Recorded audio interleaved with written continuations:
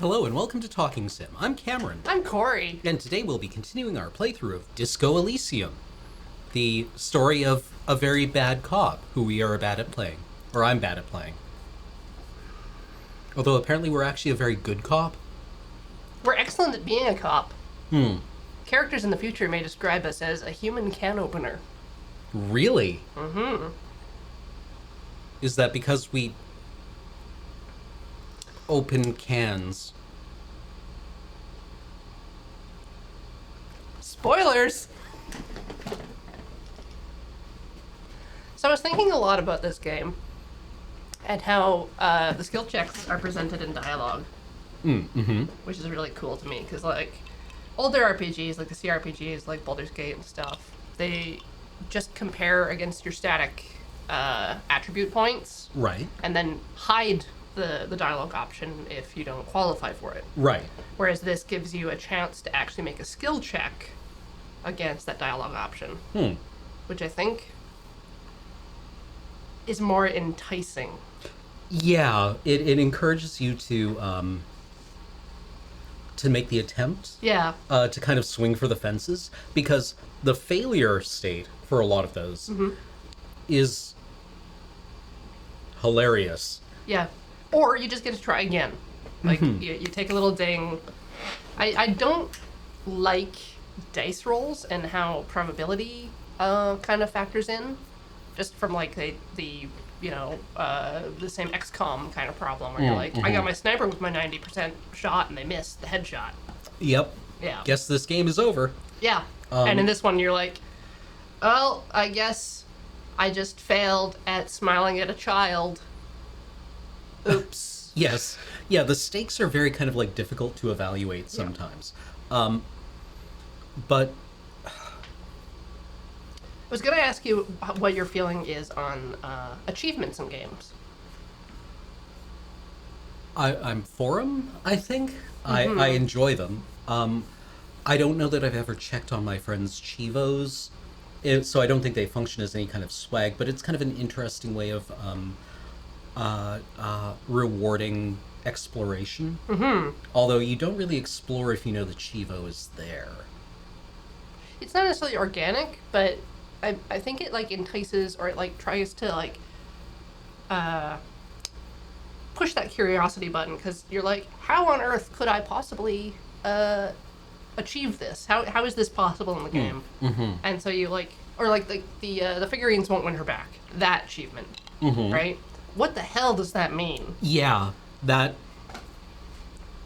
is enticing.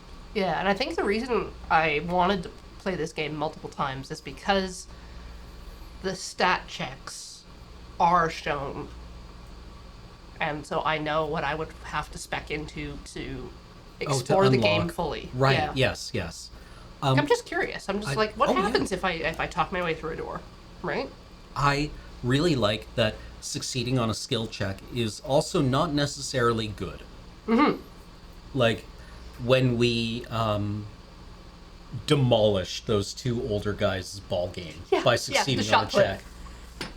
Because we did something really well that was wrong. Yeah. Or, like, punching the child really good. Yeah, just, like, punching the child really good. Although, deeply satisfying, probably not moral or good behavior for a police officer to punch a child so hard in the forehead he gets knocked back 2 feet. I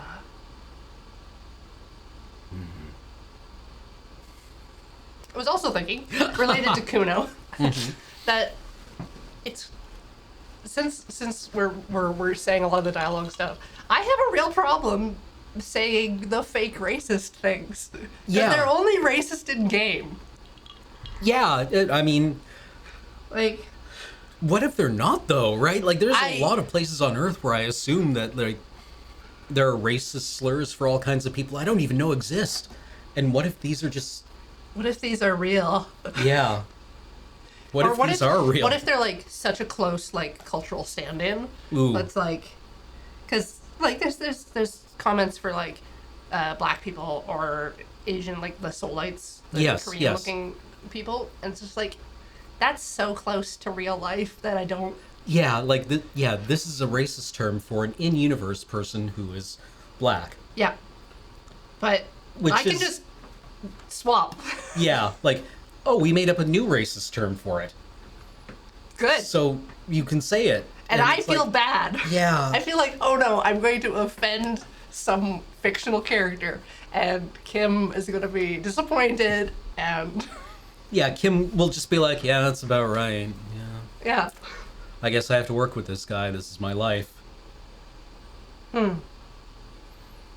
Yeah, I mean, hard. like It's hard. the sign and the signified, Yeah. right? Because I did some looking. We can launch the game. Okay, and let's get launch into the game. The main writer dude is like Estonian, Oh, really? so definitely in that kind of Eastern Bloc Hmm. kind of post Post-Soviet, USSR. Yeah. Baltic. Estonia is one of the Baltic states, isn't it? Latvia, Lithuania, and Estonia. It's the north one. It's like the right near Scandinavia kind of thing.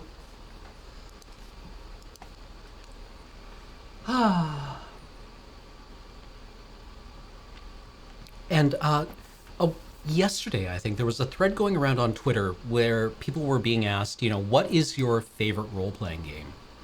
Oh yeah. And I have to admit, I think, what is a role-playing game, right? Because it's there in the name. We don't have any audio. Yeah. Do you want to poke the computer? No, it's not the game. It's the computer. Aha! It thinks the monitor. No, it's voice meter. So Ian was doing splitting for the VR setup. Just want to ding it.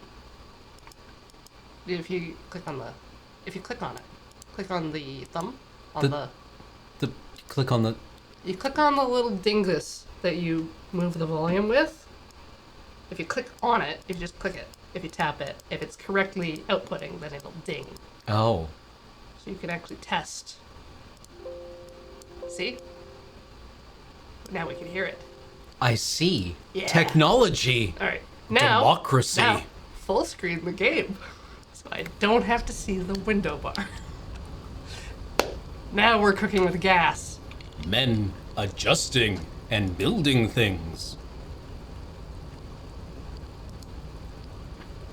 So yeah, RPG.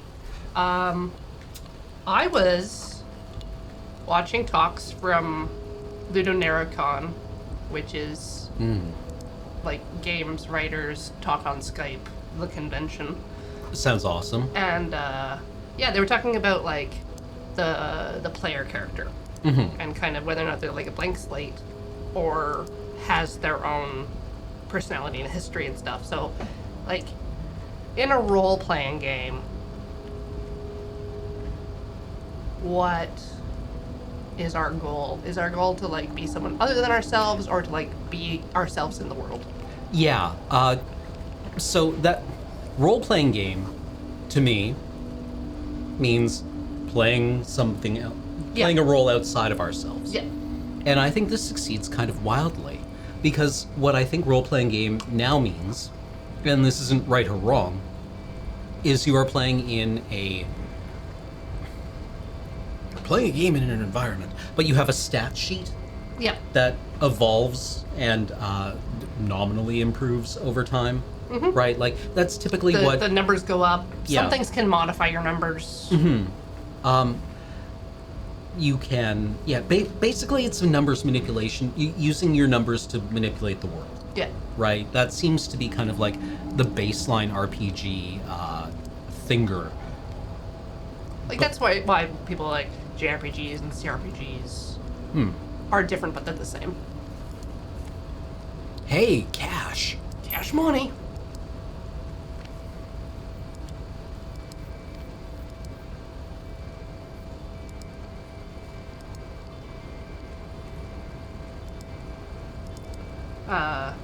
Hinhanska in the chat says RPG is the ability to do things you cannot normally do and deal with scenarios within that framework. And I'd argue that that's just kind of like what a game is. Yeah. But maybe all games are RPGs. A rusting control panel with several knobs. 2 buttons marked Allumer and Éteindre are faded with use. It seems to control a large crane above. A container is attached to its hook blade. Ah. Illuminate and extinguish. Allumer, on. Éteindre, off. Ah. Well, that too. Yes! Yes! Pushing buttons! Heavy machinery.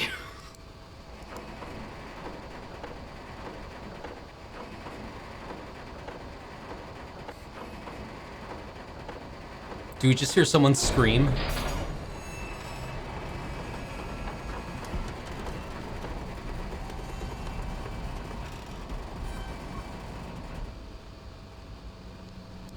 Fucking dope. Kim, you should try this. No, the buttons don't do anything anymore. Oh, they don't? No. Oh. This crane was built with a purpose which has now been fulfilled to move this container. Inland Empire is correct here. What is inside this container? Who can say? All he knows is that it's special. I can't see how that was worth the ruckus. He looks at the crane, except for seeing the crane in action, which I admit was satisfying. Kim knows where it's at. Yeah. Kim, you like something.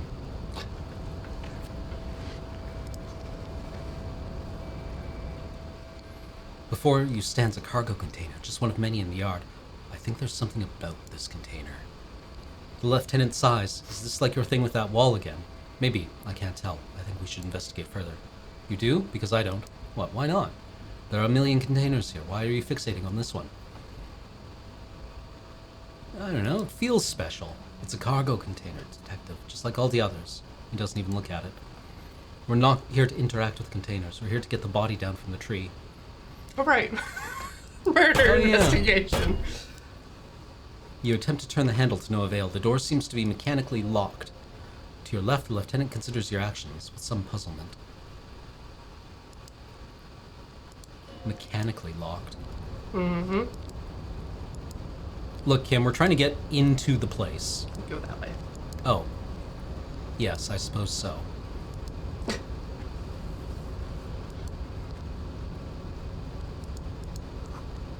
Oddly quiet. The machines are sleeping.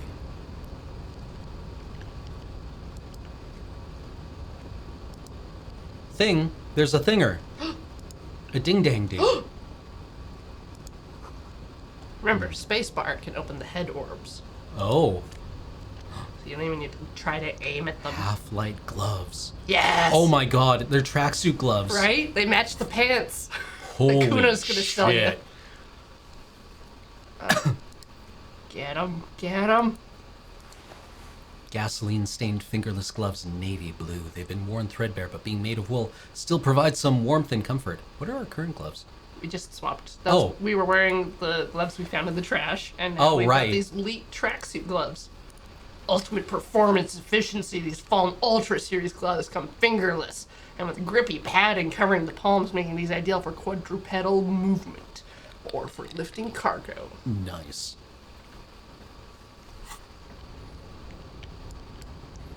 I'm performing at max efficiency. More money! Oh yeah, money. Industrial-sized thermos. Smells like burnt coffee. Who's that dude? They look like they're having a rough time. Anyway, my point is that this is the first role-playing game I've played for quite a while that actually invites you into a role that is not you. I loaded up a lot of RPGs. A lot. Mm-hmm. Like the Tales games and... Wait till the song's over. Oh, I'm sorry. London, I can't hear you! And the worlds feel very shallow.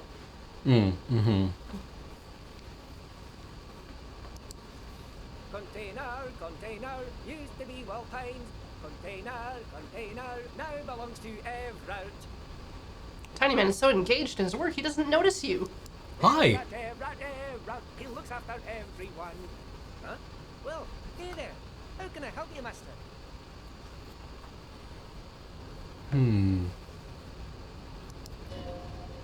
The look in his deep blue eyes, as sincere as you've ever seen, kind of makes you feel like an asshole for no apparent reason. I see you're not a union man, mister.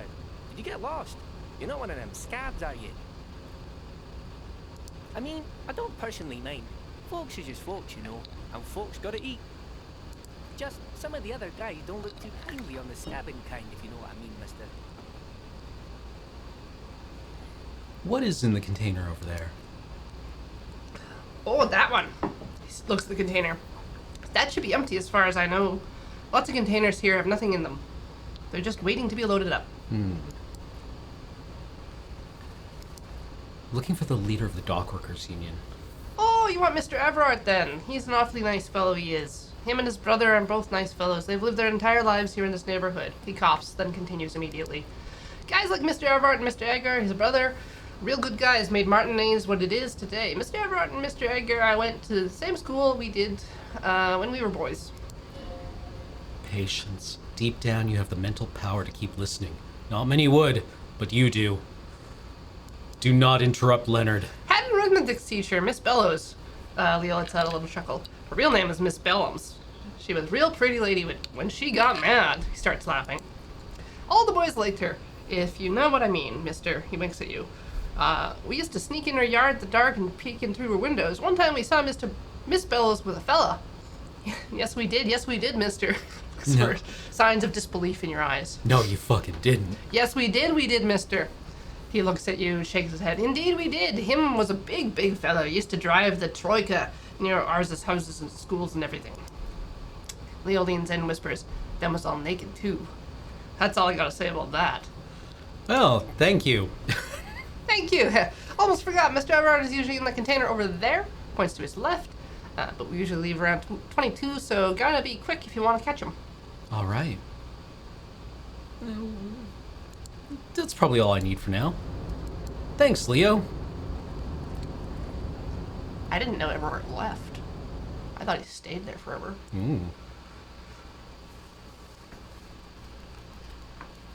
One more thing. One more piece of trivia I discovered while looking up stuff about this game. Chapo Trap House. Oh. They had a bunch of the guys do some voice work. So a bunch of the voices we're listening to are Chapo people. Huh. In Soviet Russia, Chapo comes on you. Goes on you.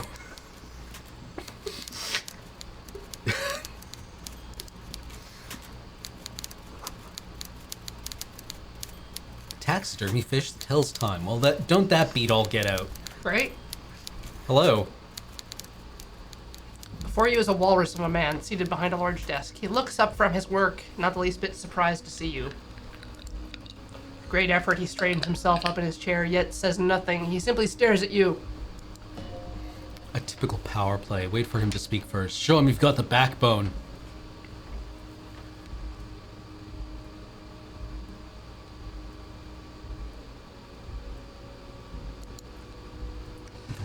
One good eye of this man feels you up even without flickering. The other, his lazy left, is constantly moving like a goldfish in a tank.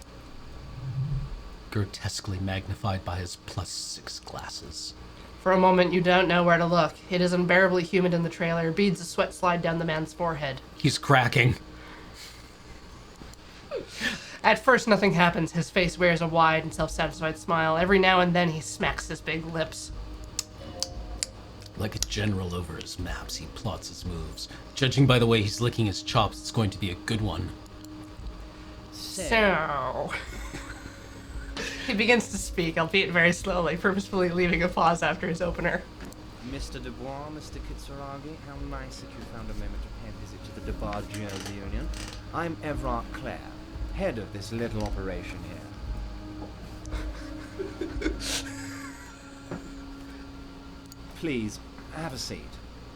Gestures to a tiny folding chair opposite his giant desk. Folding chair looks like a torture device, extremely uncomfortable. You go ahead, detective. Lieutenant nods at you, then the chair. You gonna do it? You gonna sit in the chair?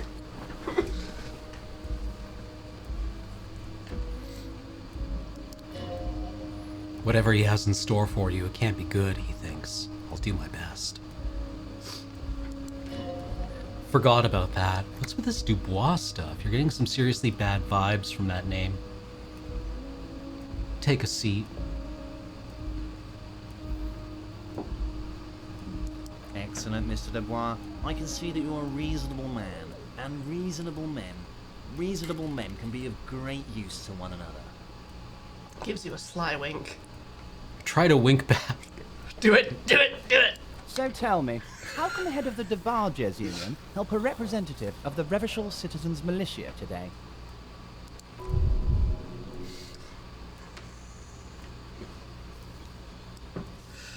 Oh, by the way, I heard you got a rather rude reception from a certain Lawrence Garte. Some people have no manners. It pains me to say. This should take care of that nonsense. Points to a giant novelty check on his desk. It's absolutely comically huge. It should be sufficient to cover your expenses for a few days and patch over your differences with the cafeteria manager. Go ahead, take it. He points at it again. So Hey. just a reminder that you can heal during dialogue. If it comes up. Okay. You still got like 2 more pain points to go through. And if like the lethal happens, you can heal before it fully goes Oh, down. okay. Hey, that's 25 real. That's good money. Think of all the stuff you could. Take the comically large check, but don't say anything. You can...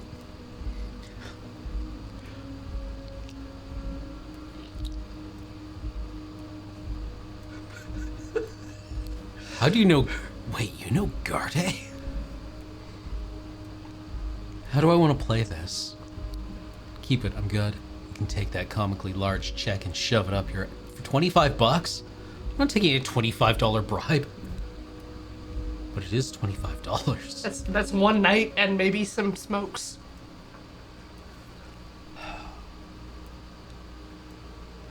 Don't mention it, but also don't forget it. I'm just kidding, of course. Is he? Does he want something?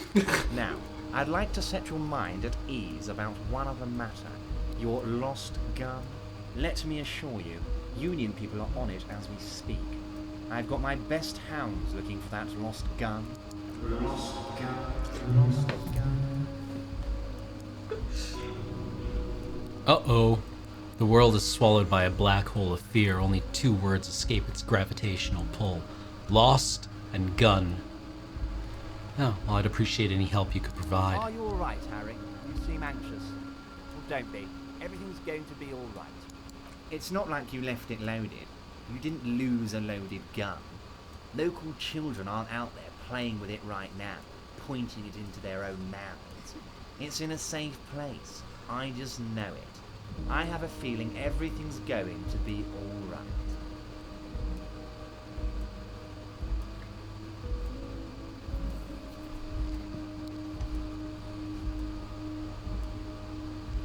Huh. Right? Lost gun. Lost gun. The worst that happens is you fail? Yeah! What? Who does this guy think you are? Ronnie the Rookie? You ain't worried about no lost gun or unpaid bill or forgotten name. You're the bad cop. You're probably more corrupt than him. Holy fucking shit. I have this character now. It's in my kung fu grip.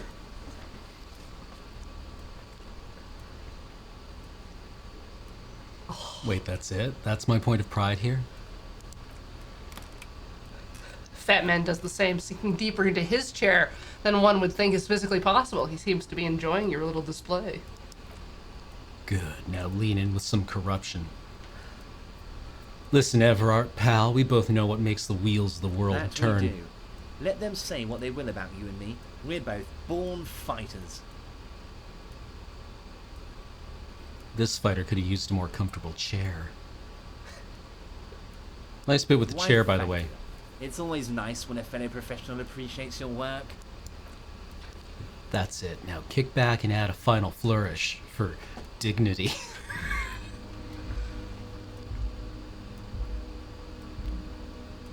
I'm not saying I'm corrupt, I'm rational.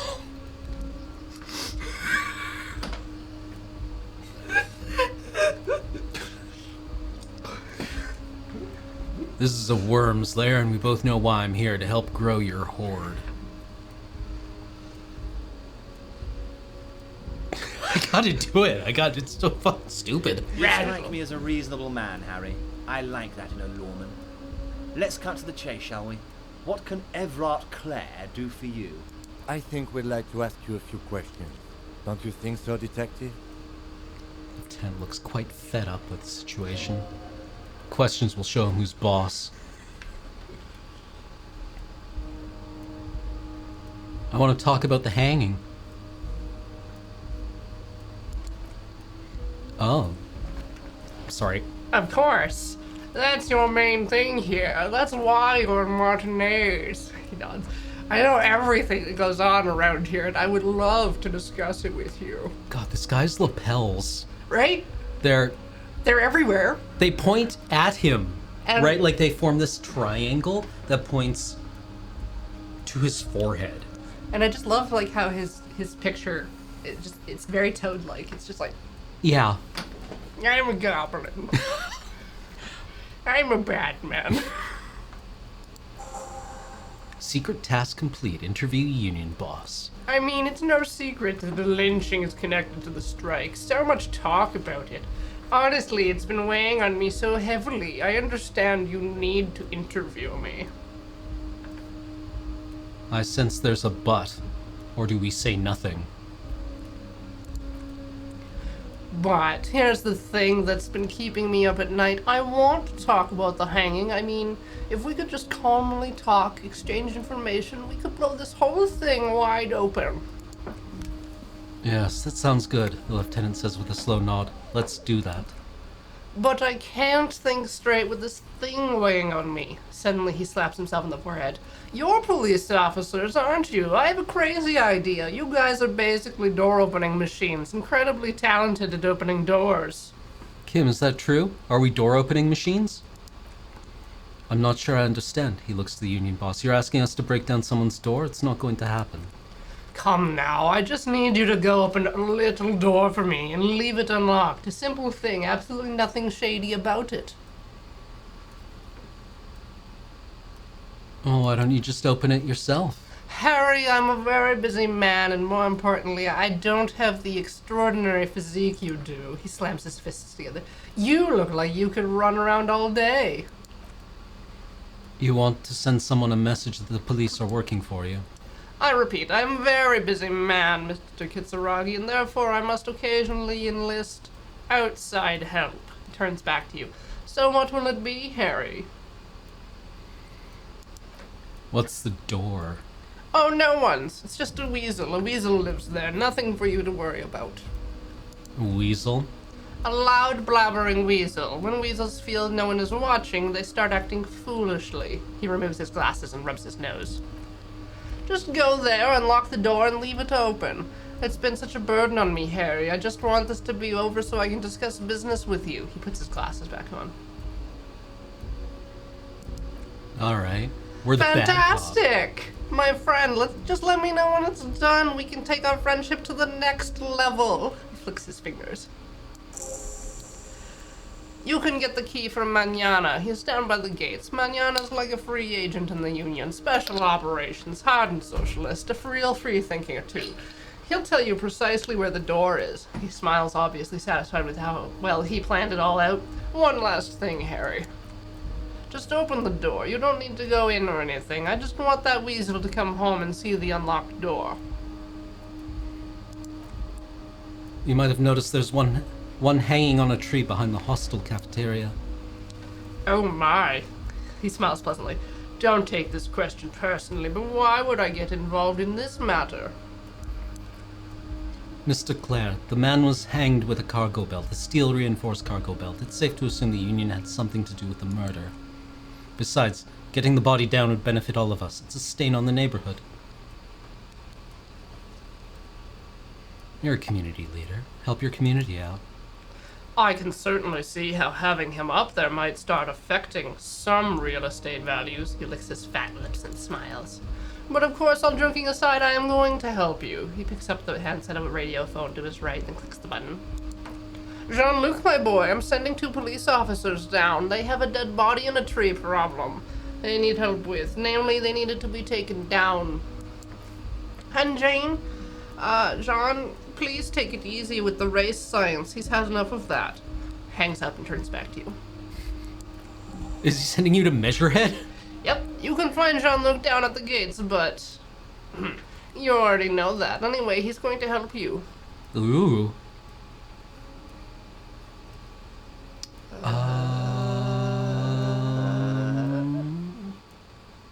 Let's leave now. Yeah. We can come back later.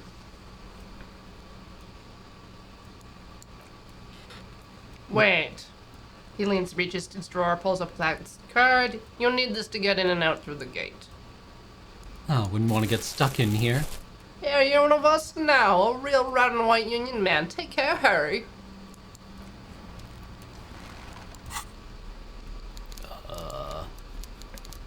Giant novelty check. 20 by... 50 centimeters. It's like 2 feet long. Looks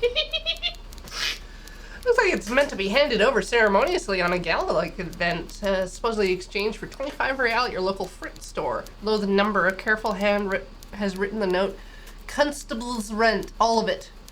Note, worthless in a pawn shop. Wow, rude. Constable. Getting the body down. Go to Measurehead, ask him to get the body down. Split a kilo with Kuno. Alright, we gotta go steal Kuno's dad's speed. Open apartment door for Everard. All right. Let's pretend to be corrupt. So Leo said Everard's gone at 22 o'clock. And I've never been in here when Everard's not here. So I definitely want to do that after we do the Measurehead thing. Yeah, let's do that. Yeah. Just chat, remind us before we go to bed to come and investigate.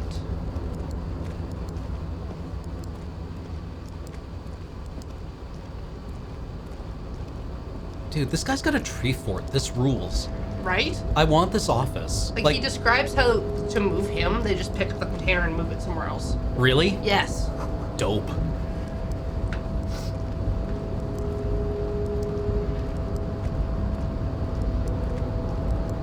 Yeah, we're ironically corrupt. Yeah. We only are corrupt insofar as it gets us things that we want. And we That's not extort real money corruption, out of people, Chad. and they can give us money for a service. Yeah, that's not corruption, that's just commerce. Yeah, capitalism. We're doing capitalism. We did a capitalism. How do we get out of here? Up where we jumped, this green door. Oh, yes. We're a union man now. Yeah. Got the keys to the palace. Just like O'Brien's grandpa. He wasn't just a hero, he was a union man.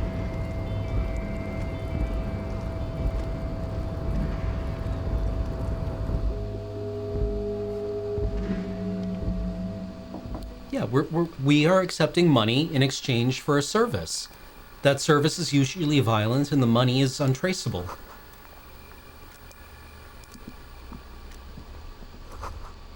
Someone left the coffee machine on. Looks almost sentient. Gross. Standard office file cabinet. The drawers seem to be locked. Is there anything we can steal here? Oh, tons. Bathroom's got, like, some containers. Ooh. Yeah. Every worker is a member of the board. Demand democracy. These guys seem all right. It's only 10 cents. An imposing... Who do we call? Who wouldn't we call? Oh. Undoubtedly, no. Oh. Turns out we just call a pizza place. They're like, oh, Mr. Dubois, we've been so worried. You haven't called in your usual order in like 2 weeks. Have you ever gotten a wellness call from Domino's? Feels bad.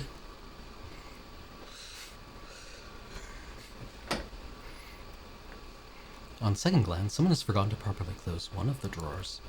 It's unfortunate for the Union to just leave their paperwork lying around like this. Let's see what's in it, he thinks. Open the drawer. The drawer opens smoothly. Inside is a well-organized selection of brown folders. Browse the folders. Hundreds of documents containing logistical data. 2 kinds of transactions stand out. Materials coming into Revachol from the outside world, from Mundi, Grad, and even Ilimara. And the same materials being handed over to companies inside Ravachol. Courant, Coal City, La Delta, and Jamrock are listed among the many districts where the imports are being sold. Anything interesting? It's hard to make sense of this thicket of company names, dates, quantities, and percentages. You try to focus, but the lines are getting blurry. Oh, yes. Do we have volition gear? The gloves do electrochemistry. I think we've got some stuff that... We can't adjust it in dialogue. But we can always come back. Don't need to. Whatever's hidden here is hidden well. Concentration isn't enough. Only a well-trained accountant with a background in logistics would be able to really make sense of it.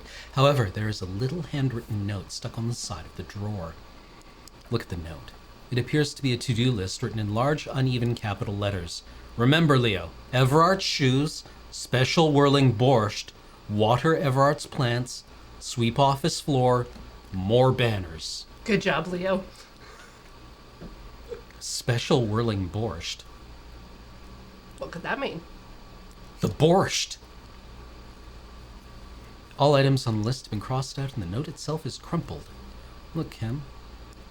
List of errands for Everard. Inspects the notes. One of his aides must have left it. Nothing incriminating here. What is so special about this borscht? Codes for drugs? Booze? Blood?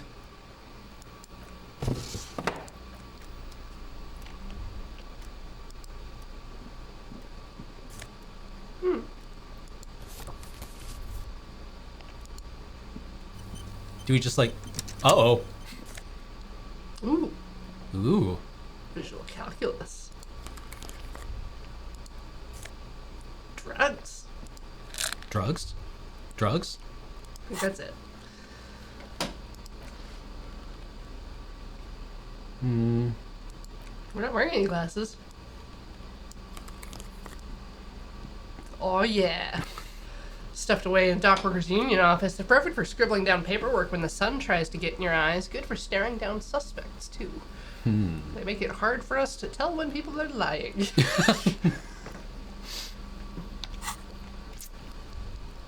Alrighty.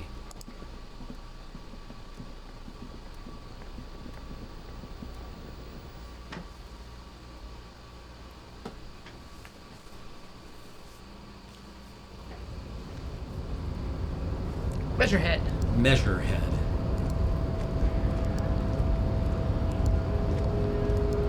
Claire measured our head. He found it adequate. He found it affordable. The unpromising race pupil returns. So it was you. You surmounted the harbor wall in a display of athletic prowess to reach my superior. Then had him give me an order. I salute your cunning, and I will remove the body from the tree with my bare hands. You're so noble, Measurehead. But while I am gone, someone must stand guard at the bridge. That someone needs to be you. Turns to Kim. Both of you.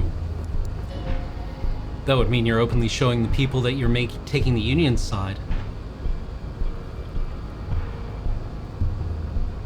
What if we don't want to do that? This is the uncomfortable result of not taking it down ourselves. I can live with the compromise. Listen to your little friend. He is wild in his childlike way. His mysterious race may yet prove fierce competition to my heroic haplogroup. Yeah, alright, knock yourself out.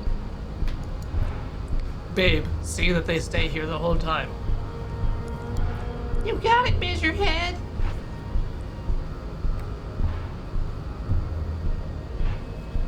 So, got any smokes? Not for you. Woman's gaze follows Measurehead as he leaves. So you guys are like cops or something? Apparently. Cool. I like men with guns and power. I'm Ketchup, by the way. You hear that? The lieutenant looks towards the yard. That sound, he's breaking something. Yeah, Jean-Luc must be really tearing it up over there. I wish I could see it. I also wish I could see it. Don't worry, physical stuff like this is really easy for Measurehead. Mental stuff too. He's really spiritual, you know. It's late outside, isn't it? You guys must really like doing what you do to be out so late. Turns to behold the behemoth appearing around the corner, approaching the gates.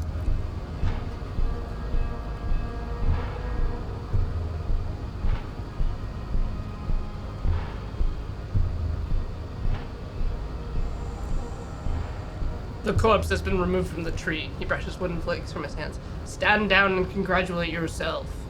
You have sided with race victory today. Thank you for your cooperation, Measurehead. Farewell, ham sandwich. You are a union man from now on.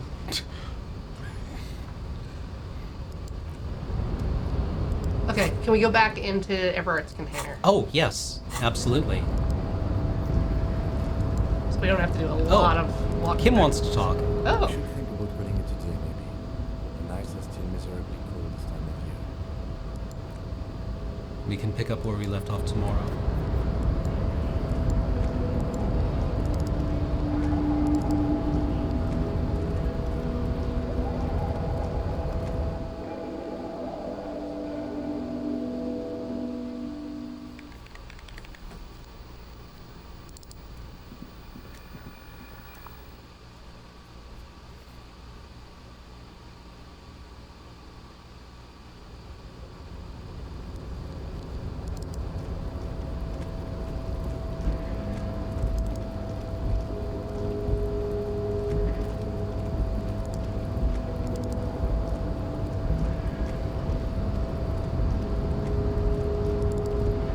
Zoom!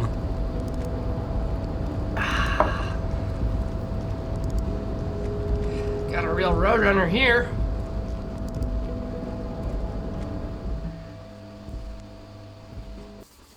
Well, I think we've had a reasonable first day.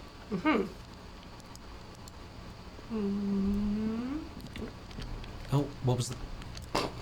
Yeah, Stairs! we've gone super critical. No, not... Get. Kim, I'm trying to... If you tab, is there something on the coffee table? It said there was something, but I don't think there is. Did we... No. No. Just, alright, desk. Anything about the desk? Anything cool? Nothing cool? Nothing cool. Nothing cool. Alright. Nothing cool. Thank you for checking this lame.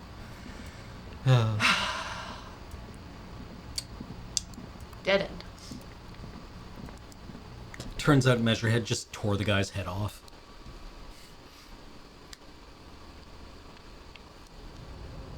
Could. I mean, I could have. But you were a coward. Yes. Because you're a ham sandwich. Sorry, I'm sorry, cop? Whoa, actually, that's deep in the bones, isn't it? Oh my god, I am sorry, cop. I never doubted you for a minute, you know? Thank you. It's not easy being sorry, cop.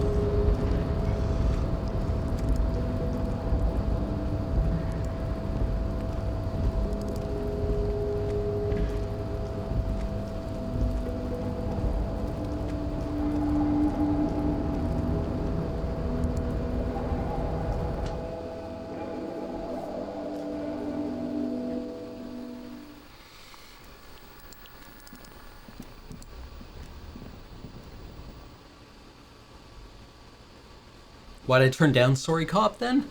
Because I don't want to be sorry, cop. You just are.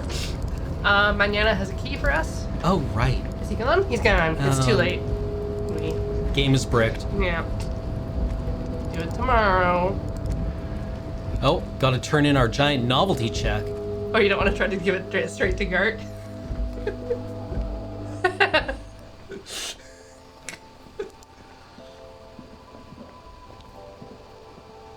Is this about the questions again? Because I don't really know anything. Oh, wow. I didn't know you worked for the Union, sir. She rolls up the giant novelty check. Looks like she's seen it before and slips it under the counter. Anything else I can do for you? Blow the whole thing on speed and gin right now. Speed and gin. Great combo. Ask for some local dealers, maybe. Wait, do you have a warehouse in the back of Whirling in Rags? Oh, are we looking for drugs? No, that's the blue door question. Oh, right. Yes, a warehouse? Oh. Maybe. I don't really care what Frit does. This is important. Scrunches up her face, an expression of consummate adolescent skepticism. Fine. Frit doesn't have a warehouse, just a little back room here, okay? Turns back to her magazine without waiting for you to respond. Can we buy smokes here? Yep.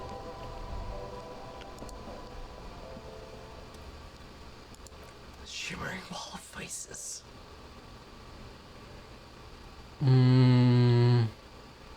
There we go.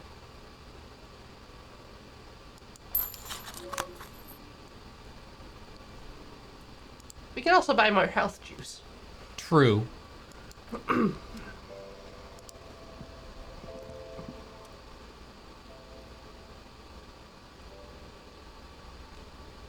But we all... Oh, different raincoat. Mm-hmm.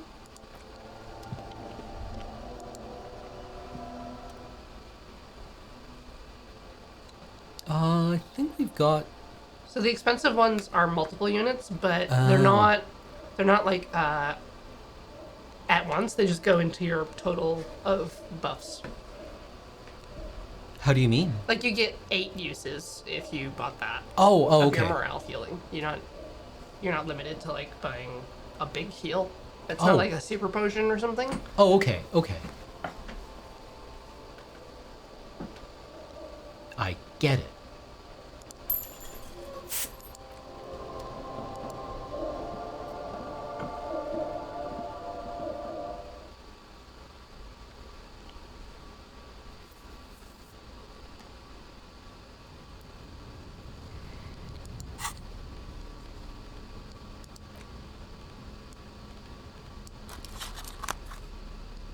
There's a button on the main Okay. game.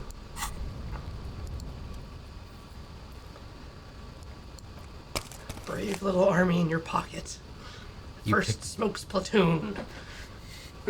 20 brave souls standing in salute, ready to step into the fire for you, sir. You picked the best one. The soldier's fat and succulent. What are you waiting for? Light it up. Re-become yourself. Oh, yes, Breton. The tie is shaking around your neck excitedly. Please light up. You need a trooper between your lips right now. Calm your shit down. Go to Pleasureland. Become a genius. Let's wait for Kim to go to sleep.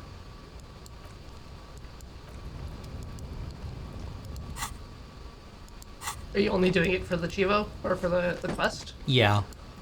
I'll wait for Kim to go to sleep. No need to smoke him out. Unless Kim smokes. He does. He does? Oh. Well, in that case...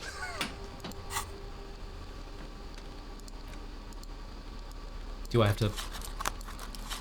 The button is there. Oh. What? Huh. Weird. Weird. Weird. Weird. Huh. I guess we can't smoke. But I want to smoke. Move it to the left hand? Is it just that corner of the UI? No, it hates you. Huh. Huh. Oh, I could try again in a few hours. Oh, okay. Maybe, yeah, the dialogue locked you out. Oh. So we should, like, grade out the button or something.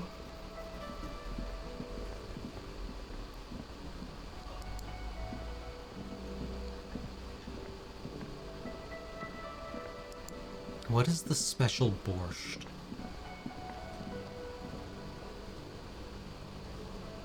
We'll have to investigate the special borscht when the cook comes back. Mm-hmm. Hello, Garte. Can I help you? We've already paid for tonight. Okay. Something's hopping in here. Don't know what. Or why.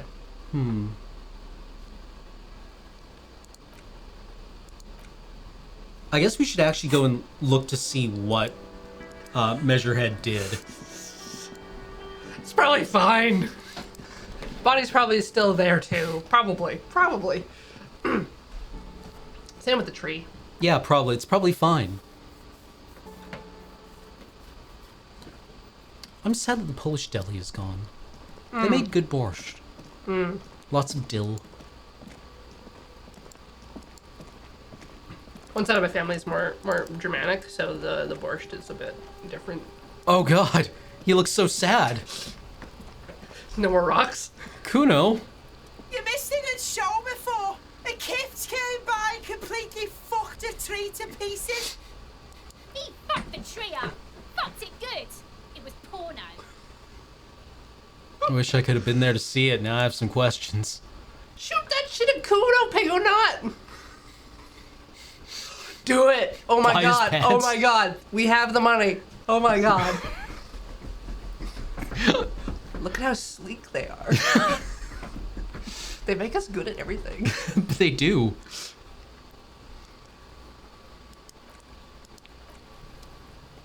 Pardon? I'm a coward, okay? I'm not buying a child's pants. That's weird. He's not wearing them. They're a different pair of pants. Okay. Well, I He has didn't know that. merchandise. He is an entrepreneur, and you are. It's like you just went to a I'll lemonade go stand. You're back. like, I won't steal that child's lemonade.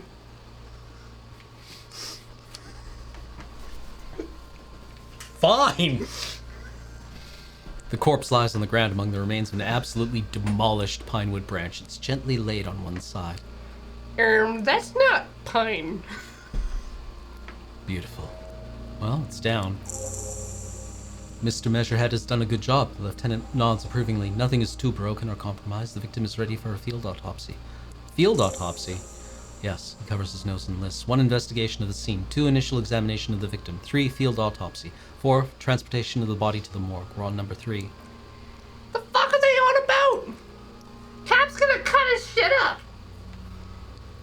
Don't we have someone else to cut his shit open? It's not about cutting, he squints at the corpse. And no, you and I are detectives. The honorary rank of detective signifies our ability to handle the entire incident chain from autopsy to cleanup to social work. Wait, honorary rank of detective?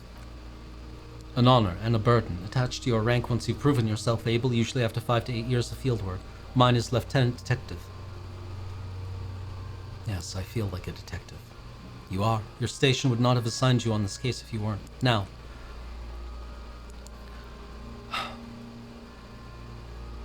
tell me something, dead man.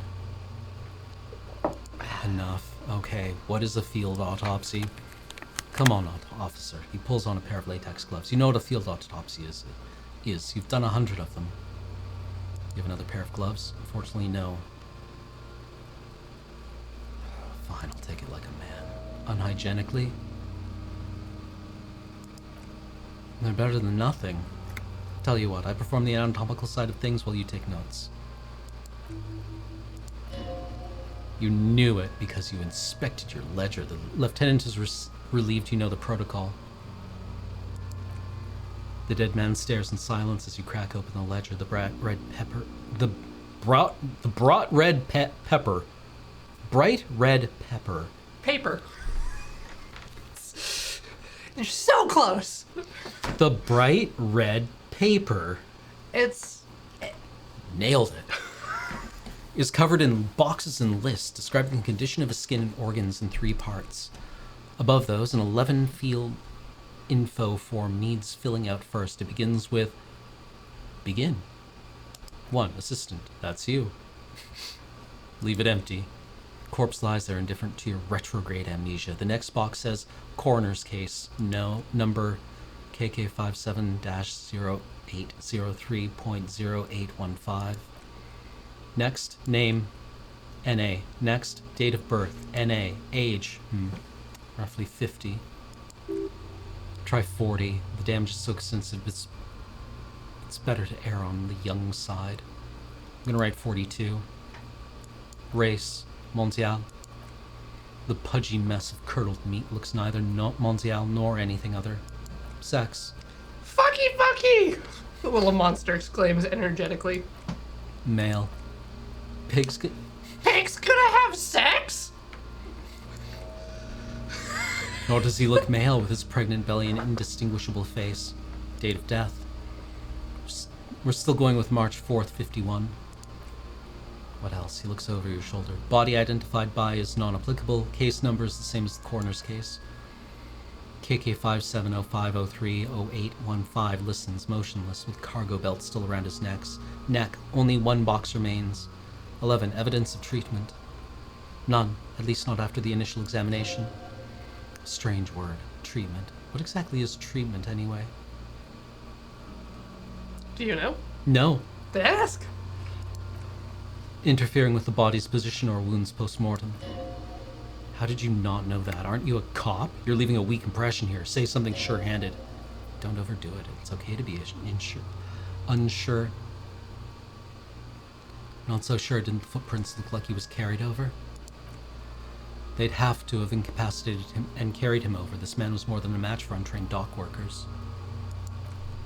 Your central nervous system recognizes this gesture. It's the stations of the breath, ecclesiastic, religious in nature, a holdout from pre-DeLorean burial rites. It takes him 2 seconds to perform, then, somewhere in Jamrock North, a small woodshed behind Rokenkrantz Row, Lieutenant Nick Fauerbach puts his hand to the chest of a small corpse, no larger than a monkey. It's raining outside, light drizzle. There's darkness in the shed. Elsewhere yet, an obese female sits in a wicker chair, her silhouette ball-like against the window. Outside, Grand Courant. The day is turning dim for Sergeant Mac Torson. Hand extended, he approaches to make sure she is dead more than anything else. The building is tall, 7 stories, wind-wrapped in solitude. Most of the apartments are unoccupied. This was a suicide, the other an accident, a small one. And so all across Jamrock, Coal City, GRIH, 42 deceased persons found today, 42 stations of breath. We should start the post-mortem. The corpse cannot feel Kim's hand on his chest. It no longer meaningfully interacts with its surroundings. A thicket of boxes and lists on red copier paper tries to answer why. External examination. Summary. Close, he begins. The deceased wears armored boots and white briefs. The make of the briefs is Babrudin, I think. Let's see. He turns the body onto its side to check the underwear label. See, it's happening!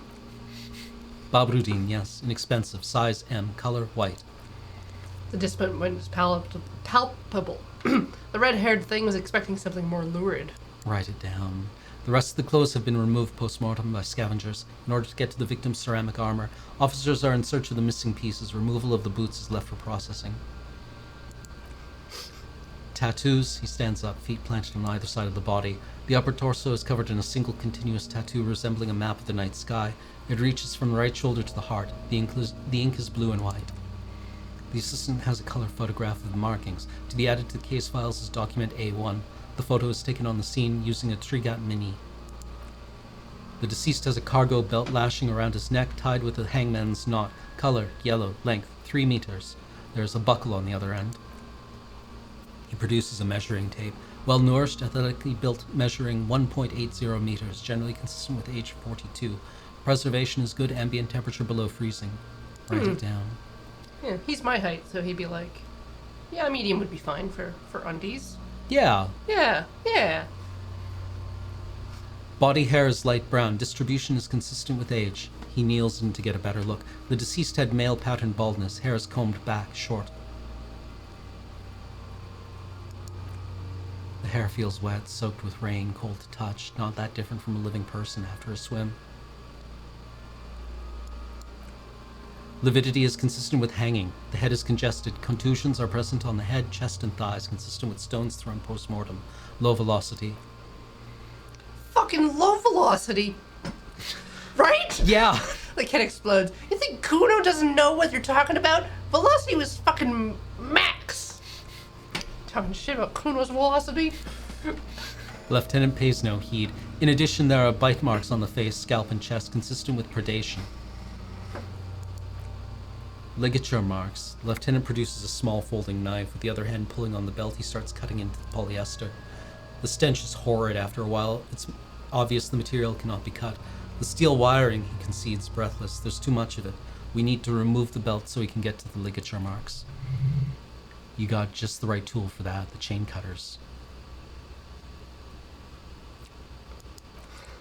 Always good to think ahead. Now, he points to the rope squeezing the dead man's neck. We need to cut the belt to see the ligature marks below, carefully with as much precision as you can. See? My pig is gonna fuck his head off! No, he ain't! C looks blasé. Your pigs are born! Fuck! Look for a good spot to cut. The belt is equally tight around the whole circumference of his neck, swelling over the edges like white bread rising from the yeast. We can't... Yeah, we've got a level up skill point if you want more physical instrument. Yeah. Let's not fuck this up.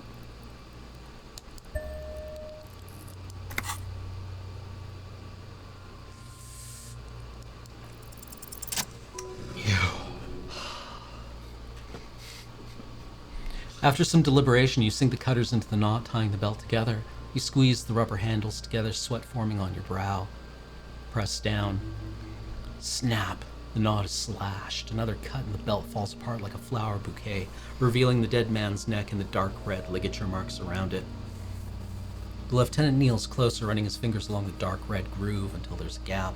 The rope rises to a point, leaving a gap in the ligature marks. The suspension point is the back of the neck. As it ought to, this is where the grip on the curdled meat is gentlest, pulling up. Hemorrhaging is observed on the skin above and below the ligature mark. The mark is well pronounced, consistent with a drop from 1 or 1.5 meters. Chest is intact, he presses down on it, normal contour. Abdomen is protuberant, pelvis intact. Genitalia, he pulls down the man's underpants.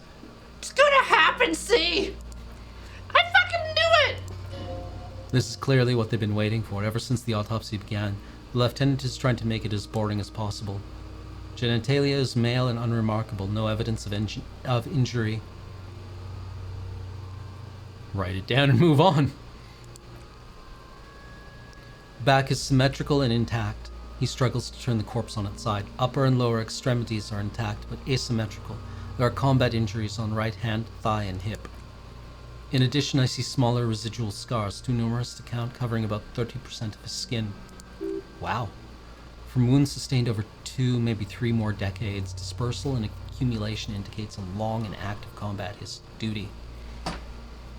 Way more than law officials. We have a real museum here. Battles, wars. Last item, hands. He takes the man's right hand in his, inspects it, then moves on to the other hand. Let the lieutenant work alone. His flesh is cold, icy. Pleased to meet you. Where are you from and what?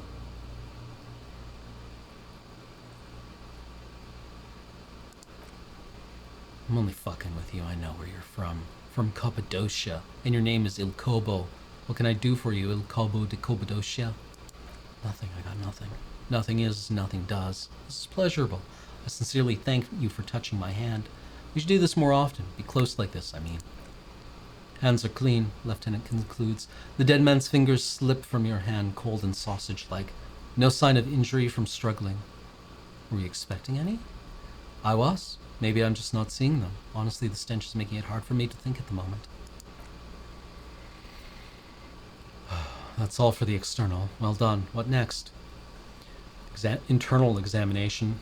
Central nervous system, he says, then concludes abruptly. I have nothing. Do you have anything on this man's central nervous system? Of course, there is a moral to be drawn from it. A moral to the story. No.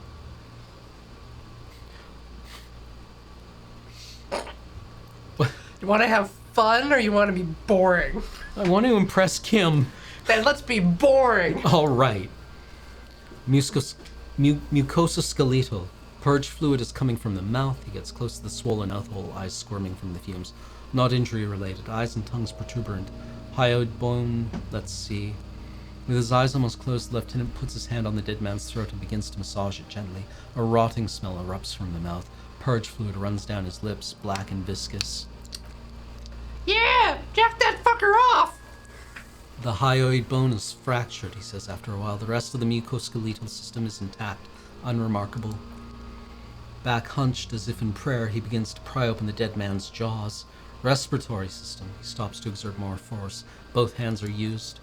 Oral cavity shows no lesions. The victim has received dental implants, possibly after a combat wound. Mouth swollen, hemorrhaging present in mucus of lips and mouth. From here it looks as though the clown-faced man is screaming. The tendons of his jaw are torn apart, hyoid ripped from the force of the lieutenant's hands. Look into his mouth. No scream, no sigh of relief rises from the darkness inside. It's humid there, sickly sweet air unlike anything living. You feel like you're about to throw up again, straight in the mouth of it.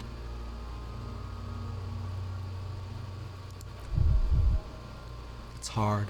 Once more, you taste stomach acid in the back of your throat. A contraction. Your throat pumps a little something from your stomach and into your mouth. You're forced to swallow just to keep looking. Inside, you see darkness. Just a mess of meat and darkness. There are ancient mysteries down there, Kobo. Ask me later. The lieutenant lets go of the jaws. The mouth snaps shut before you. Hemorrhaging present in mucus. He repeats impatiently. He wipes his brow. Hepatobiliary. Hepatobiliary. Biliary? Hepatobiliary. Bile system? NA? Don't we have anything? He looks at the corpse's stomach with a mixture of tiredness and disgust. Are you a hepatobiliary expert? I don't think so. Neither am I. NA. Same for toxicology and serology. NA. Unless you have untapped reservoirs of knowledge there.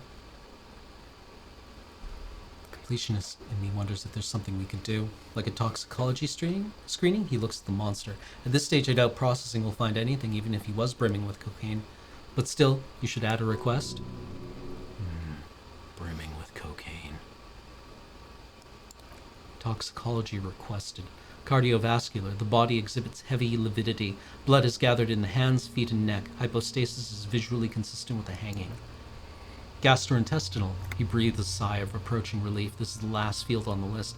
He looks around to the ground, to the pool of feces there. Then he touches the corpse's bloated lower abdomen briefly and says, digested semi-solid foods in stomach. Voila. Omit the voila. What's next on the list? Description of injuries. Summary. Let's see, he tilts his head. We have bite marks, contusions on head and chest, and a ligature mark encircling the neck. You'll need 3 fields, leave a 4th one too. 1. Bite marks. He nods. Head, chest, and scalp bite mark injuries. Predation by birds has caused damage to the body. Odontologist does not need to be consulted. Odontologist. And your opinion, officer? Beneath the description there are 2 boxes waiting to be ticked. Opinion, fatal injury. Non-fatal, post-mortem. Agreed. Next injury, contusions. So, the scalp bleeds from a post-mortem head injury. A stone. The injury does not have the rim of an early inflammatory response. A perpetrator on the scene has confessed to causing it post-mortem. At maximum velocity, bucko! Has confessed to causing it at maximum velocity. Write it down. Coagulated blood sticks to his scalp and chest where the countless stones have hit the dead man. Beneath the description of injuries, 2 boxes. Non-fatal. Post-mortem. Right. Next, ligature marks. A dark red abraded ligature mark encircling the neck with a gap on the neck measuring, say, 7 centimeters. The hyoid bone is fractured, the cervical column intact. I see hemorrhaging on the skin above and below the ligature mark. Depth of the mark, 1 centimeter. No sign of clawing on the neck.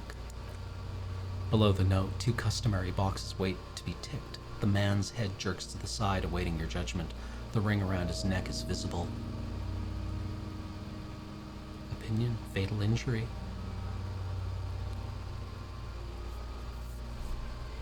Wait, didn't it say that Kim broke his hyoid bone during the examination? No. No? Okay.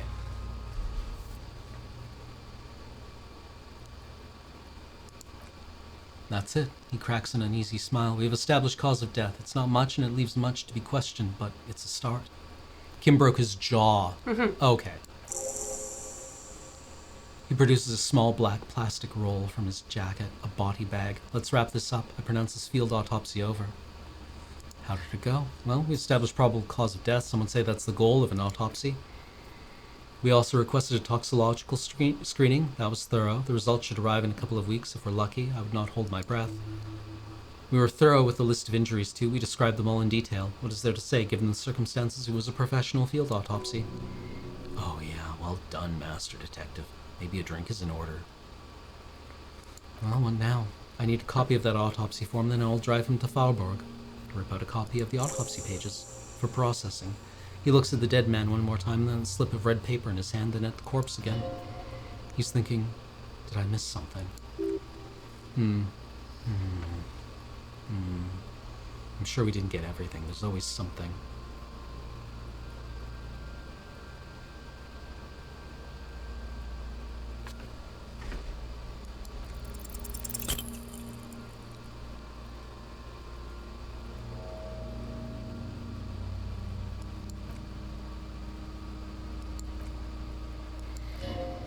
There's something we're not seeing. Okay, well, we're in Livre Mortis here. He's disintegrating. We need to refrigerate the body if we want to conduct another examination. We need to do it fast. Okay, where do we find a fridge for the body? It would have to be industrial in size. Let's start by asking Gart at the Whirling in Rags and the fruit store down at the gates. If they don't know, this gaze settles on Kuno, but only if all else fails. Fuck are you looking at? Want a piece of Kuno? Want to get fucked? Only if all else fails, he stresses. Let's hurry then. This is one task we cannot sideline. With every hour, whatever we're looking for will become harder to find.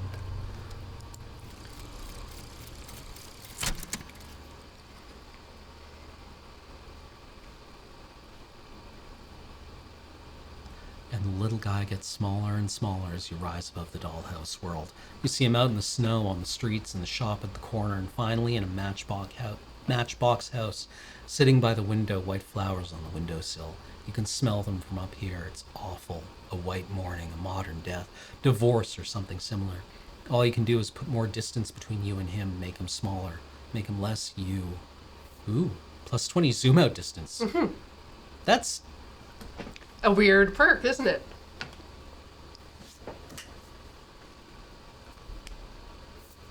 neat. Right?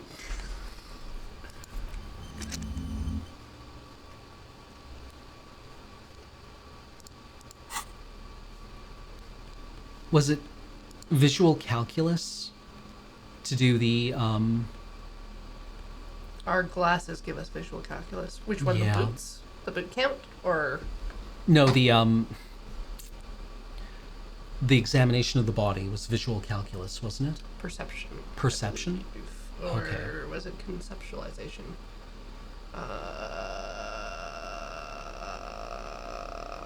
Perception. Perception. But again, we'd have to level up for a white check. All right, well, let's get it refrigerated.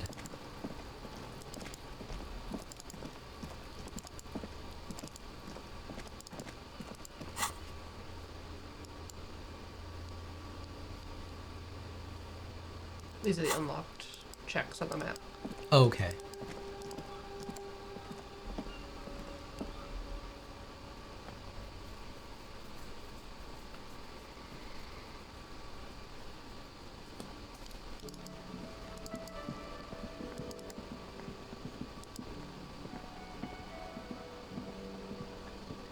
Can I help you?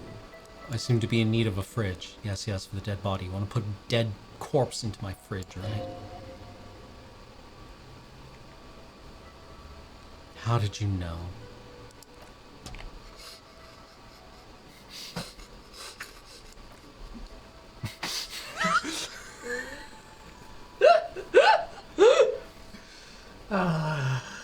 Why?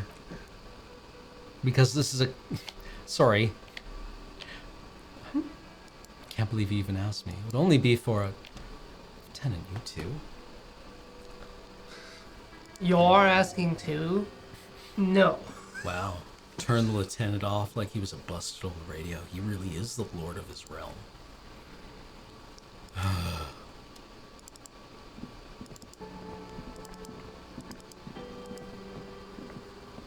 I knew we shouldn't have established the written down the ligature as probable cause of death. It only hurts the check. By 1. Yeah.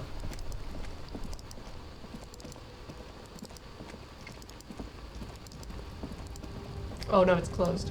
Oh, shit.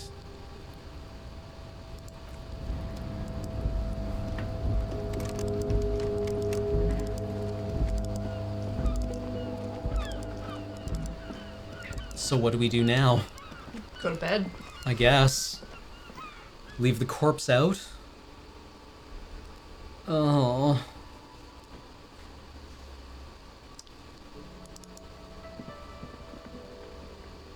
Let's just bag it up. Get some nice boots.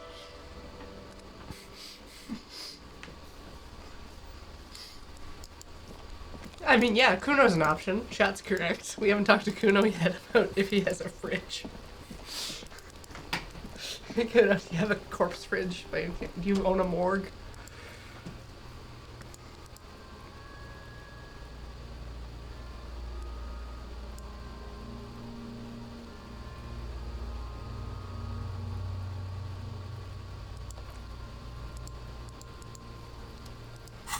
I really feel we've got something hammering our perception, but we don't. No. It's just low. It's just low. And the check is hard. Hmm.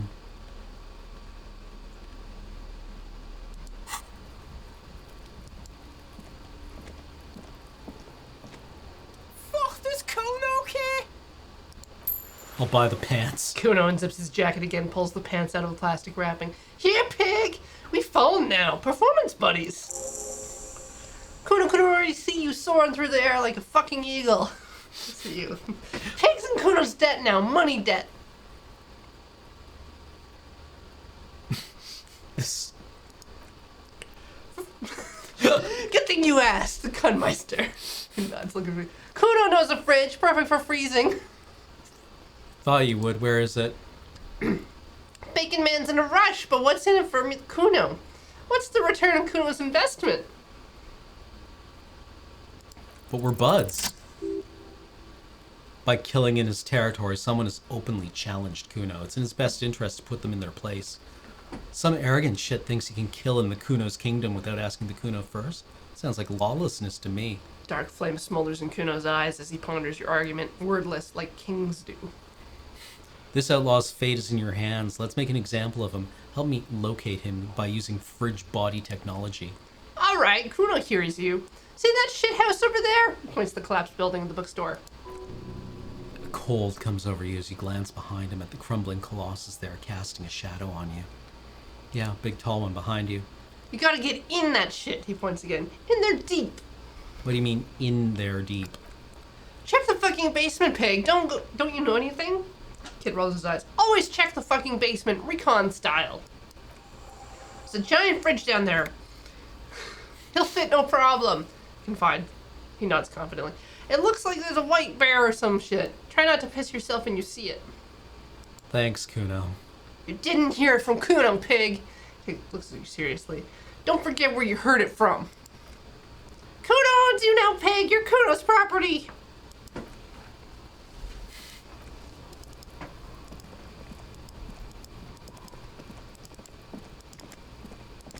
Okay, how do we get in?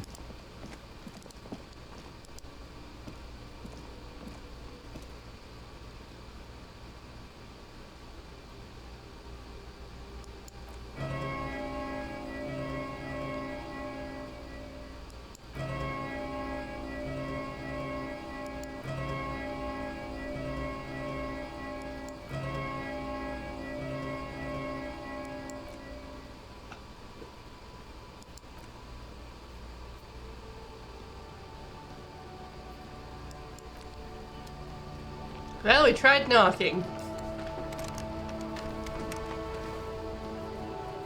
I'm so lost. At least we have these pants. At least we have these pants. Holy shit. Label says hydrophobic 100% Symantec. feel rubbery and futuristic. Spacious crotch. Liquid fit.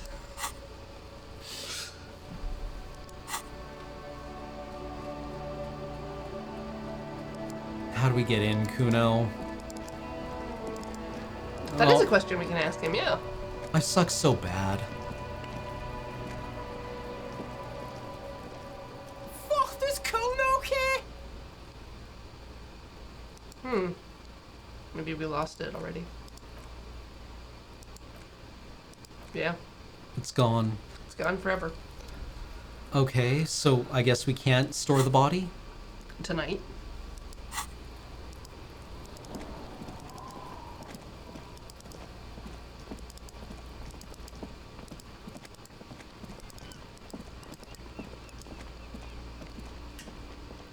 Kuno must have been really fun to write.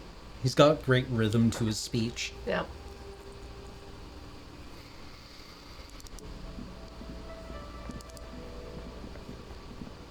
Alright, let's go to sleep.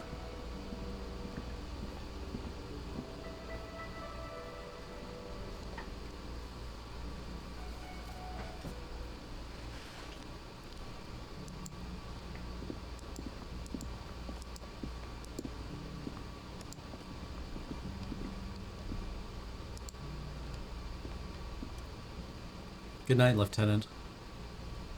Just a moment. We should talk about our progress on the investigation. Let's go out to the balcony.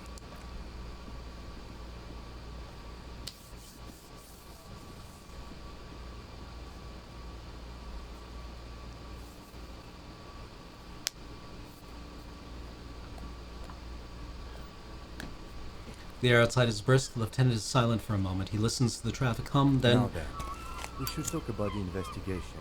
But I also feel you're a bit hazy on the RCM. Our role here, our rights, our jurisdiction, basically. So, what are our powers exactly, the RCM? They're quite limited, actually. The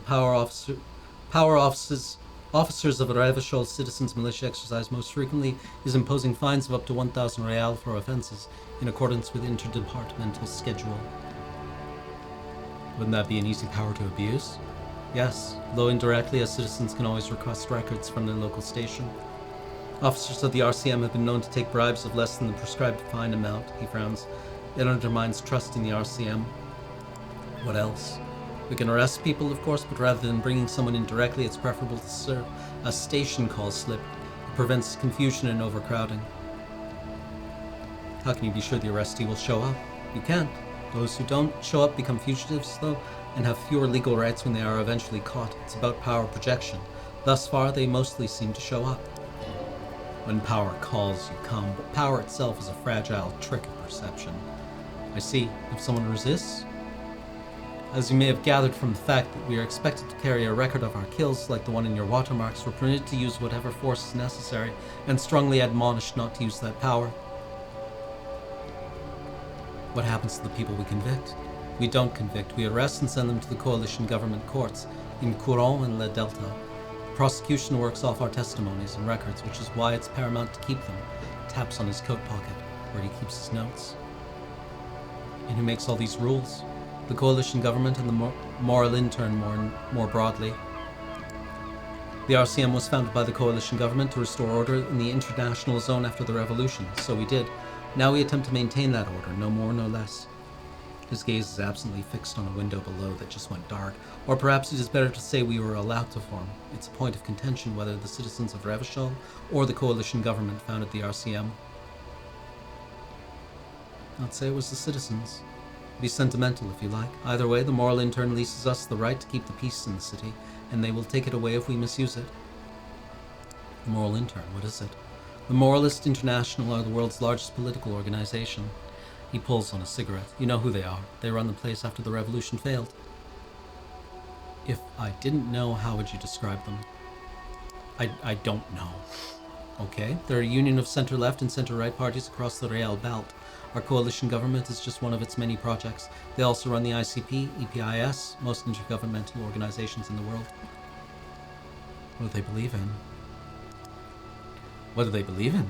They're DeLoreans. They believe they continue the humanist project set forth by Her Innocence Dolores Day 4 centuries ago. Others say they're just technocrats. What is their symbol? Interesting question. It's a blue forget-me-not. Their motto is love, compassion, self-discipline. I think you can gauge what they want you to think of them from that. Something kind and usual. Something ominous. Who is Dolores Day? A historic figure? The author of the modern age? He thinks, you will have to look elsewhere for opinions. The subject of humanism is too abstract for you. For me. What do you think of them? The moral intern are a fact. I try not to have opinions on facts until they change, and he looks at the sea below. It doesn't look like that's about to happen. It's more than that. There's some kind of affection in him. You like the moral intern? Yes, I did when I was younger. In my 20s, I considered myself a moralist. A blue forget-me-not, a piece of the sky, he quotes. They're not all that bad. That's another leitmotif associated with moralism. But the years have changed that. I don't know what I believe in now, he thinks, then changes his mind. No, I believe in the RCM. That's enough for me. I have an opinion on the moral intern. Do you? The lieutenant arches his brow and pulls on a cigarette. It's a slim white thing in his fingers.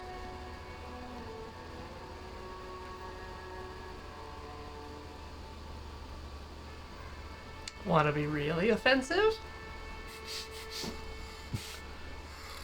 Oh? Unit 4? Yeah. Fucking...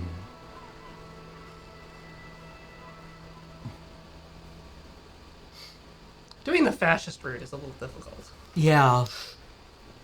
Feels hard. Mm-hmm.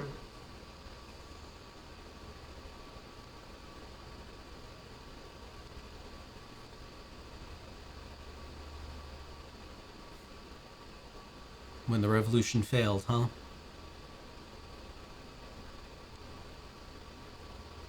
Am I a communist? Or a Marxist? I suppose this is Marxist-Leninist, kind of. His name is Krav Mazov in universe. And he's also like a, I guess, like Che Guevara type as well. A little bit. Sure. No, we are stooges of the world's biggest bourgeois organization, protecting the people of Revachol. That's the hand we are dealt. Without the MI, we would be common vigilantes. Yeah, vigilantes sounds bad. He nods. Sadly, it is what we already are to the people of Martinez, most of them at least, especially the Union. Vigilantes. I expect our job here is to prove quite challenging. He looks at the roundabout. The lights of the orphan district are reflected in his glasses, the red and golden orbs of the motorway sliding like pearls on a string from east to west as Ravachol commutes back to the suburbs. Tomorrow is Tuesday. Monday is over. How do you think it went? Well, we inspected the victim's body, so that's good. It was not easily approachable in that state, but we did it. Our inspection could have been more thorough, as it always can, but we have some leads we can follow up on. In addition, we got that body down from the tree, and we performed a field autopsy on the victim. We found some things we can really work with. I still feel like we're missing something, but we performed a thorough search of the premises and a crime scene. That's great.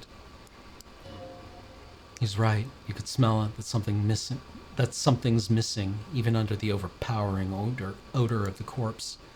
Now, as for interviews, my list of people to talk to here in Martinez, takes a deep drag and looks at the city.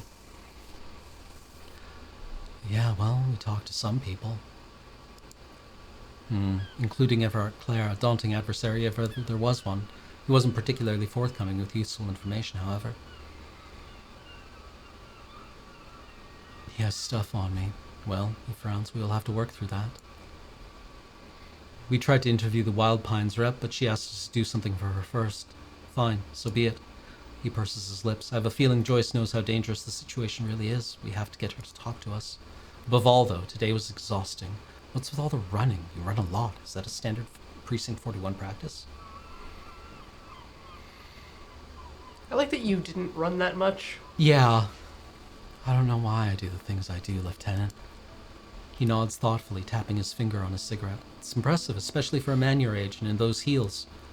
He looks at your snakeskin shoes and smiles suddenly. Nice shoes, by the way. I like the green. Goes with the orange. I didn't know you smoked, Kim. I have a cigarette every night when I go over my notes. It's something of a ritual. Oh man, he looks so devastatingly cool with that cigarette. I'm gonna have one too. Your call, detective. Again, I only have exactly one every night.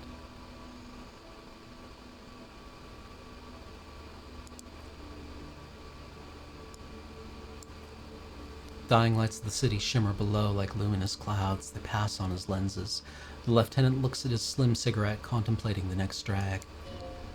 This soldier is the highlight of the day for me, he thinks. This little stick right here. Finally, he pulls on the cigarette and says they really don't like us here. And the mouth on that kid, Kuno. It's different inland, in Jamrock and the GRIH. Why are they like this? It's our fault for leaving the place to the dogs, to the union, to the company, not daring to come here more often. This place has fallen between the cracks in the jurisdictions of our two precincts. In the Jamrock and the GRIH. He looks at the dark silhouette of the equestrian monument cutting into the night sky and says, we run the city. West of the river is RCM land.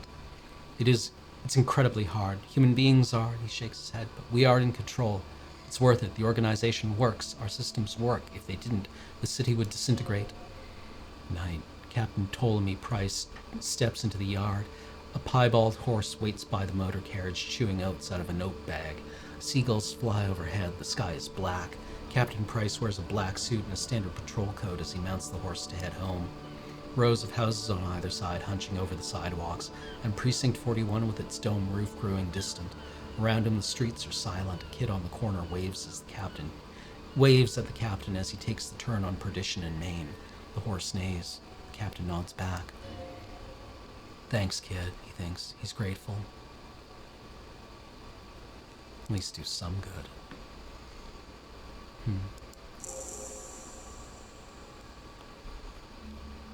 New skill point. Yeah. Was it perception? It was perception. Yeah.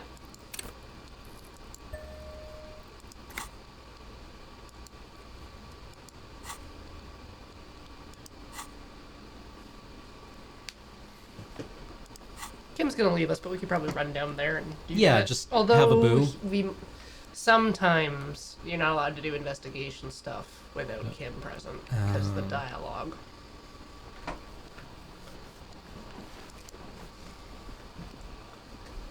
But if he's still with us, we're good. We're golden. Okay.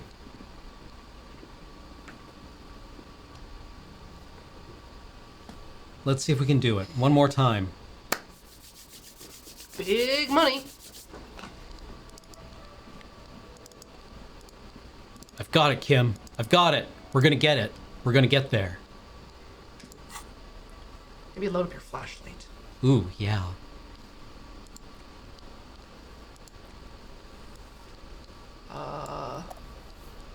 And what does the cigarette boost? Is it Intellect. So we don't need to do that. That won't Okay. help us with our perception.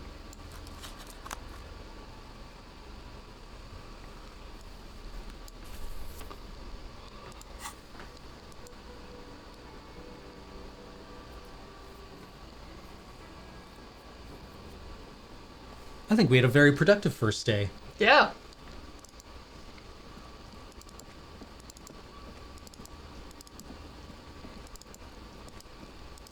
Oh, the shadows are... Oh, that's pretty dope, actually. Yeah. Hold on.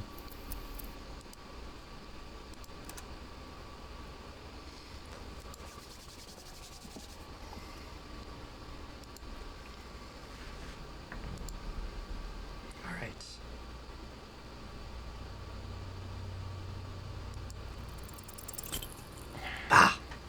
All right. Let's bag him in. You're just letting him go? Okay. Yeah.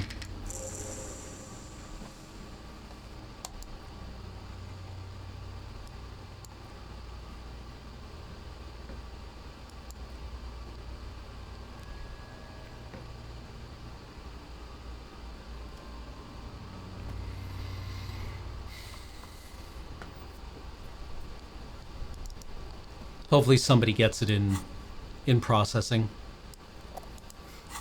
The boots. Or the thing we missed. The thing we missed. No. We won't know for weeks. No. They'll be long gone. Yeah, even with the skill up. It's Terrible. a hard check. Yeah. There's other things you can do to get bonuses in it. but- Is there? Yeah. Like like those little pluses and minuses that other dialogues get you. Well, we tried. Yeah. And that's good enough. See you in the morning. Yes? Oh.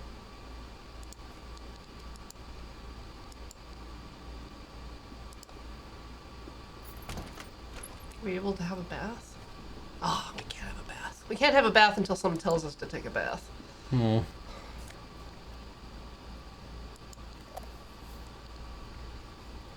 Yes, someone appears to have emptied that cassette all over the room. Weird. I wonder why.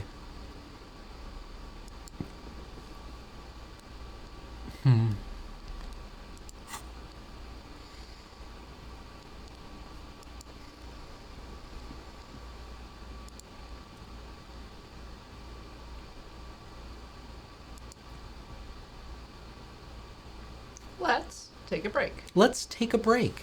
All right.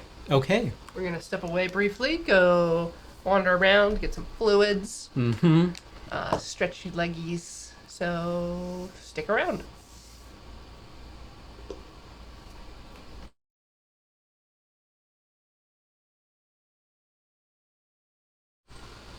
Hey! Welcome back. But it's so warm in here. Park it closer to you then. No, I like it being warm in here. Because it's So do I. freezing in the rest of the office. Yeah, I just wanted to turn it down a little Oh, so yes, it's less yeah. loud. Did you know that by power, if you were to just chart their power usage, a computer is basically just a space heater you can play games on? I love having a large TV. Yeah. Just like turn on the plasma and just like, I don't know, bake under the light. The sheets feel at once coarse and clammy against your skin. The bed sags beneath your weight as you stretch out and finally close your eyes. Gummy bear? Please. Squidgy. The packaging says they're saft. Ooh. Saft.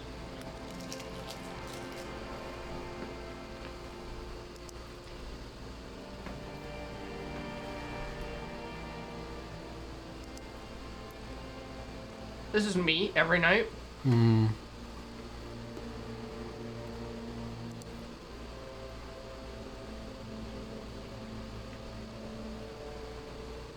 I basically just sit there and rotate. And then try to like spread out and then try to be like, no, maybe I'm too warm. And then I get bored. Then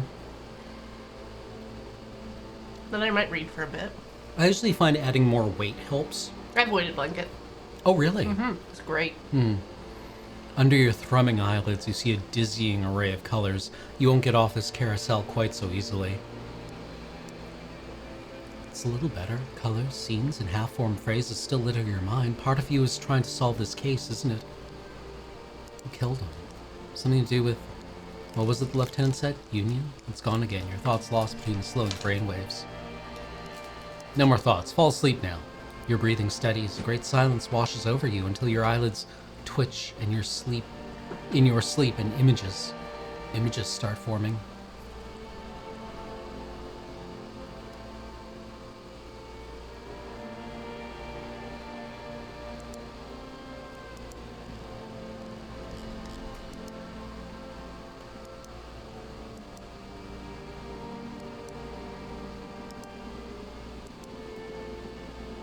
Oh, it's got the disco ball light. Oh, uh-oh. That's not where I go.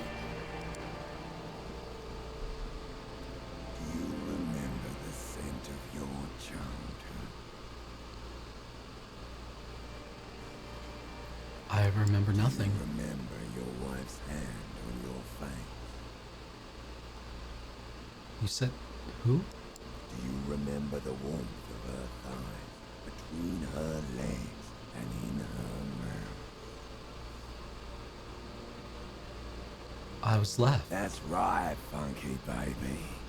And you just stood there, One hand on the bottle and the other on your dick.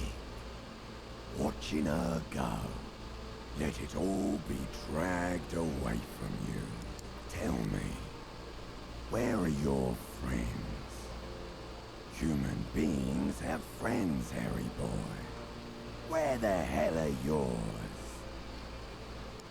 I don't They know. were only cramping your descent into the abyss.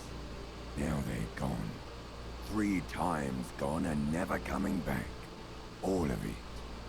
You failed. You failed me. Hey, Raiders. Welcome, Plaid Posse. We're being bad at being a cop. We're talking to ourself, who is dead. You failed Elysium. What is Elysium? Everything. The Pale and the Isolas on the surface.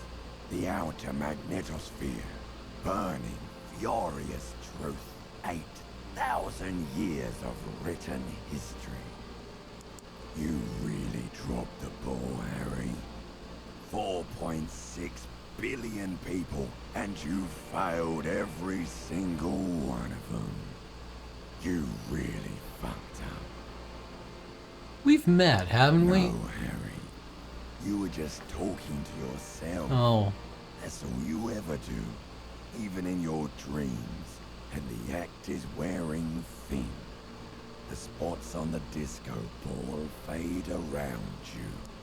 You'll be back in those cold snakeskins in no time, sweating up the bed. Stinky boy. Oh no. Melania, I You're have made a coming phone back call. From shit. Thrashing around in that high conductivity state of yours, bumping into things and acting like a clown. Who are you kidding? I'm trying to solve You're this case. trying to what? I can't hear you. This is just a word dream now. Jumbled up garbage. The pictures are gone. The bed rises to meet you. A thin, sleep-like state.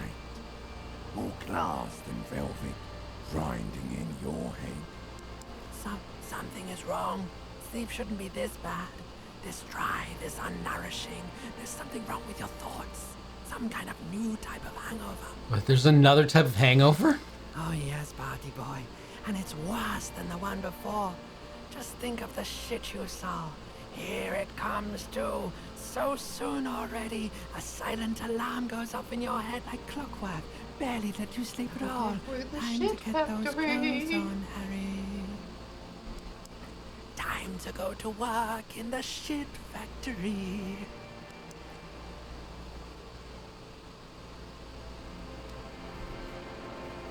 Oh. Do we have the DTs? Yeah, a little bit. But maybe something else is also going on mysteriously. Ooh. Also, Melania, which phone call are you talking about? Because I've made several phone calls.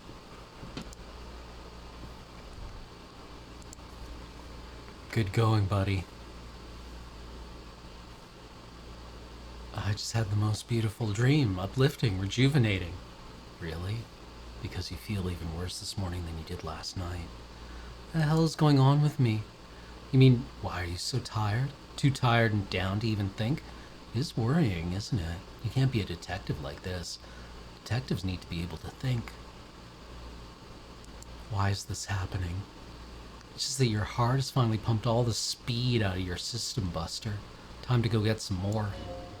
Don't do that. Stay strong. The hangover will wear off. You don't need to keep doing this to yourself. I need to get more of it then. Detecting is my life. I'm not going to go looking for speed. Are you sure? Ready to live as this pathetic shell of yourself for days? Basically a week? Let's be honest, 2 weeks, maybe 3. You won't make it. Half the town will be dead by then, or you will be fired. It's a lie. I can do this without the speed. Half the town won't be dead. Suit yourself, slow, sad shell man. See how you do without your sparkle. That's right, with her voice. By speed, we mean amphetamine, and by amphetamine, we mean speed. Yeehaw. Woo! Ride it. If you put the chain cutters in your hand, I think you might be able to fix the faucet. Oh, okay. I don't know if we've updated the interfacing stat, but, you know, there's an off chance that we did. And the check is open again on the mirror. We can also try to fix the expression. Oh, no, we can't. Sorry. Oh. Oh, God. The face? Yeah. So painterly.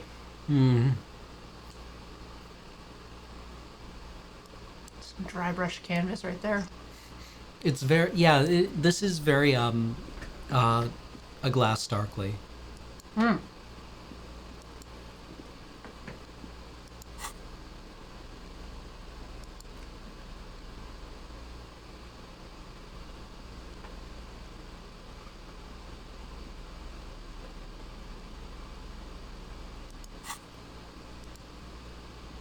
Or scanner darkly, yeah. Oh, I knew what you meant. Yeah. Yeah.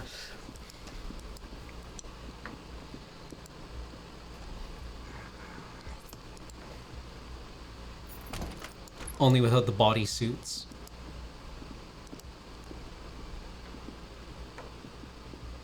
And the rotoscoping. Hmm. I liked that movie. The book was good, too. Hmm. Oh, the Union is here.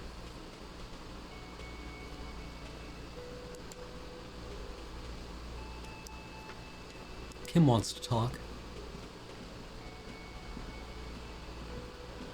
Morning.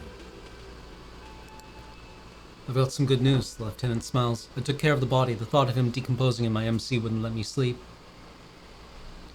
Good, thank you. I'm just glad he's gone. We have other matters to attend to. He points to the mess hall doors. The Union muscle finally turned up and they look rowdy. We need to talk to them. What do you mean, rowdy? I mean, ungovernable. Martinez isn't exactly enthusiastic about the RCM being here. They prefer to be policed by the Union, these men here. Men who drink beer for breakfast? There's talk of an armed wing of the Union called the Hardy Boys, who are responsible for said policing. I think it's them. Well, let's roll. Good.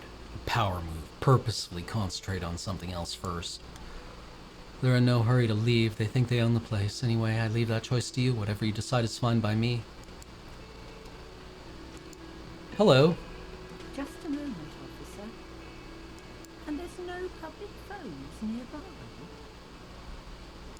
The closest phone is down the coast. May I have another one? Go nuts.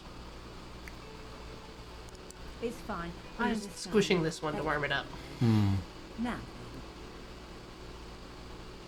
please don't trouble yourself about me, sweetie. I was just hoping to make a call, but the Whirling's phone line isn't working. The union office probably has a phone, but I can't really get there. Or to the phone booth down the coast to let the young woman who's house sitting for us know that we may be delayed. Morel, my husband, and Gary were supposed to be back on Monday night, but they're still missing and I haven't heard from them. I was also hoping she'd heard from Morel. Oh, forgive me for not introducing myself. My name is Lena. My husband and I are staying with a friend Gary just down the street, and I can't go for tea when they're away. That's just it.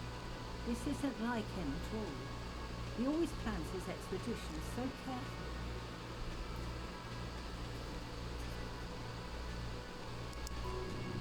Cold breeze hisses through the dense thicket of reeds, something sweet in it, somnolent. A damp chill goes down your spine. When you look around, you're still in the whirling in rags. But you have more important things to worry about. What expedition was your husband on? Just some field work?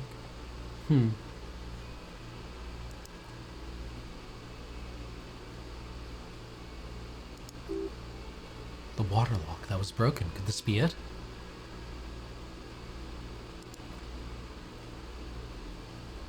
Oh my, what happened to the water lock? Probably a technical problem.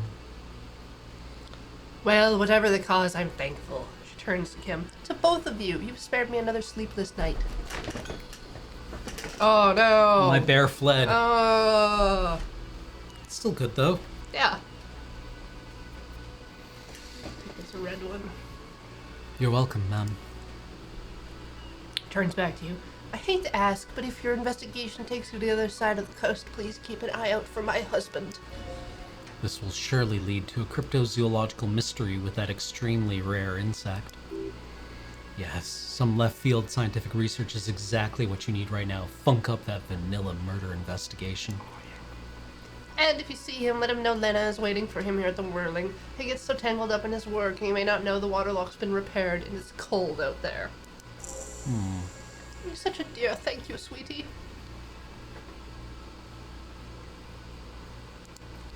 It's fascinating. But I shouldn't bore you with the entomological minutiae.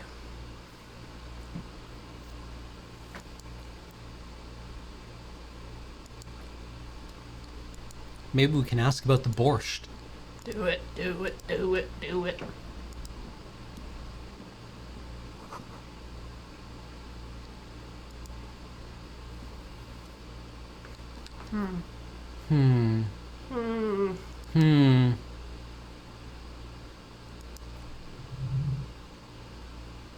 Not yet.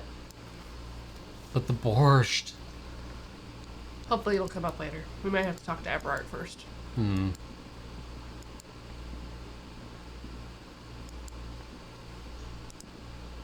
Now let's...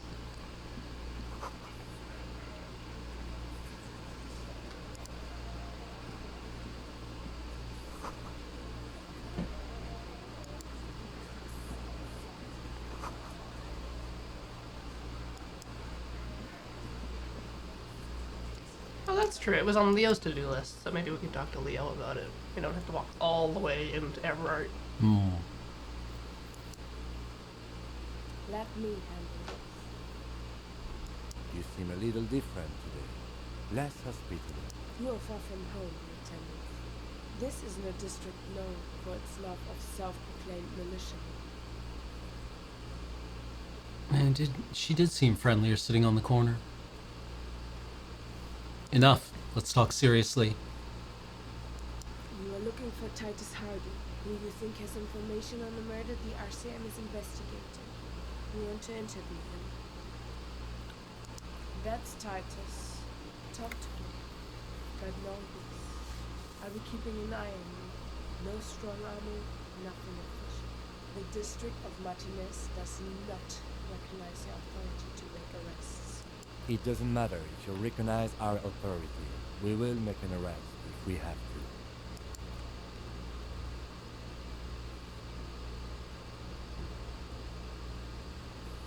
What's your role here? Obviously, I'm a lawyer, a legal counselor for the Dock Workers Union. She crosses her arms. I would urge you to consider what you say to my clients.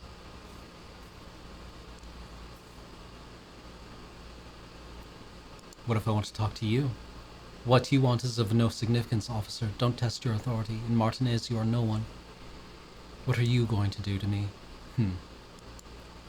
What are we going to do to you? She starts laughing. It's a cold laughter devoid of joy. The union isn't going to do anything to you. It is not a crime syndicate. It is a labor organization. Goddamn right it is. If anything, it is the More redneck. Way more redneck. Way more redneck? Way more redneck with him. If anything, it's the RCM who do things to people. But we digress. Drink up, boys. This is where you say your bits. I believe this is one of the Chapos. Oh. Detective? He's leaving it to you. Precinct 57's finest scans the room, leaving the speaking to you. He trusts you, maybe against his better judgment, but he does.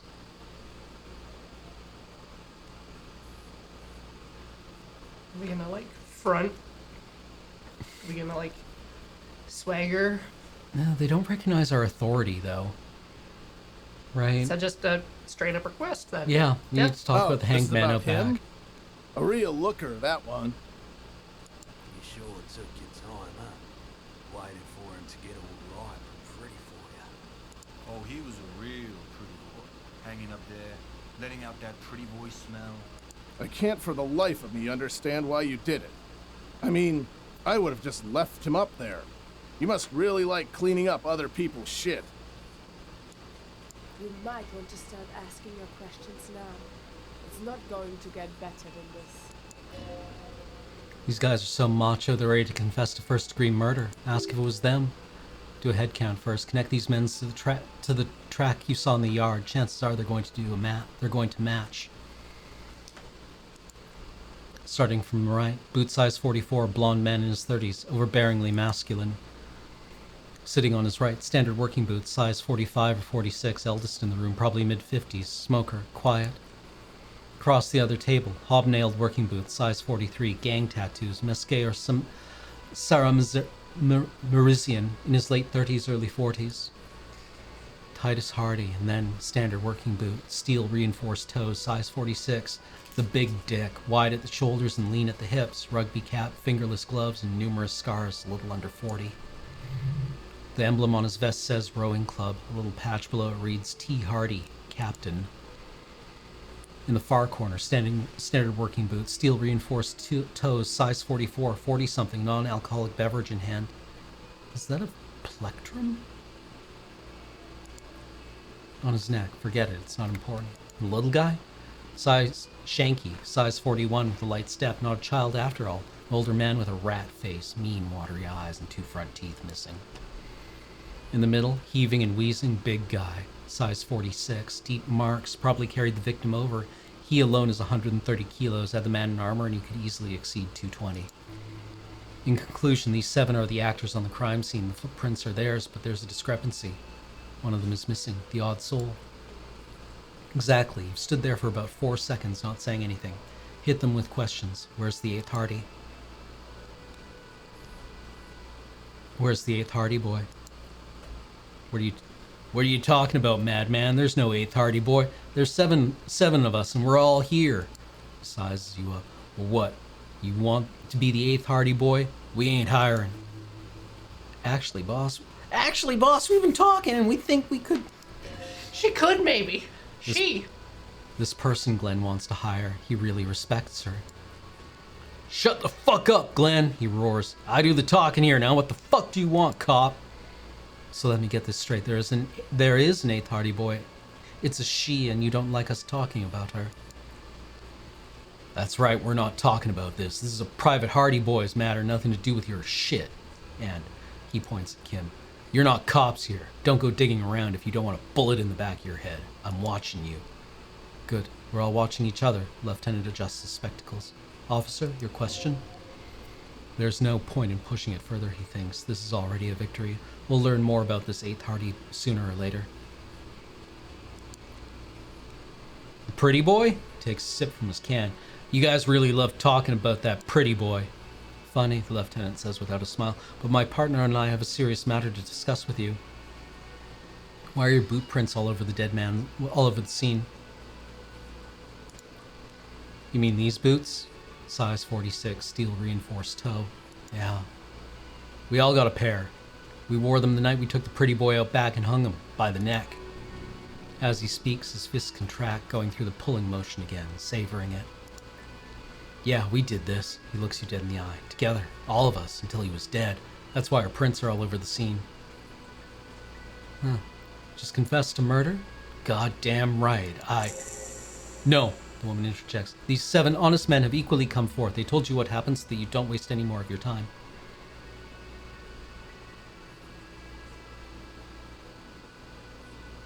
How did you kill him? We hanged him up by his neck until he got real still. Wasn't that obvious, Copper? Didn't they teach you anything at the cop school, idiot? The autopsy showed there were no ligature marks. His hands were not tied. Can you explain that? He looks more irritated than before.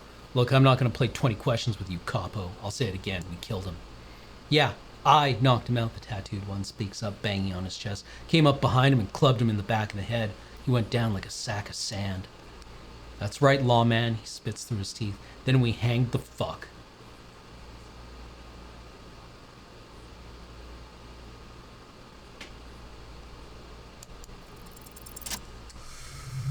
Titus is as solid as a rock, and so are a few others, but who's solid? Who's cracking under pressure? This one, he's sweating profusely and has difficulty breathing. They've smartly kept him out of the conversation thus far. Definitely the weakest link in the chain.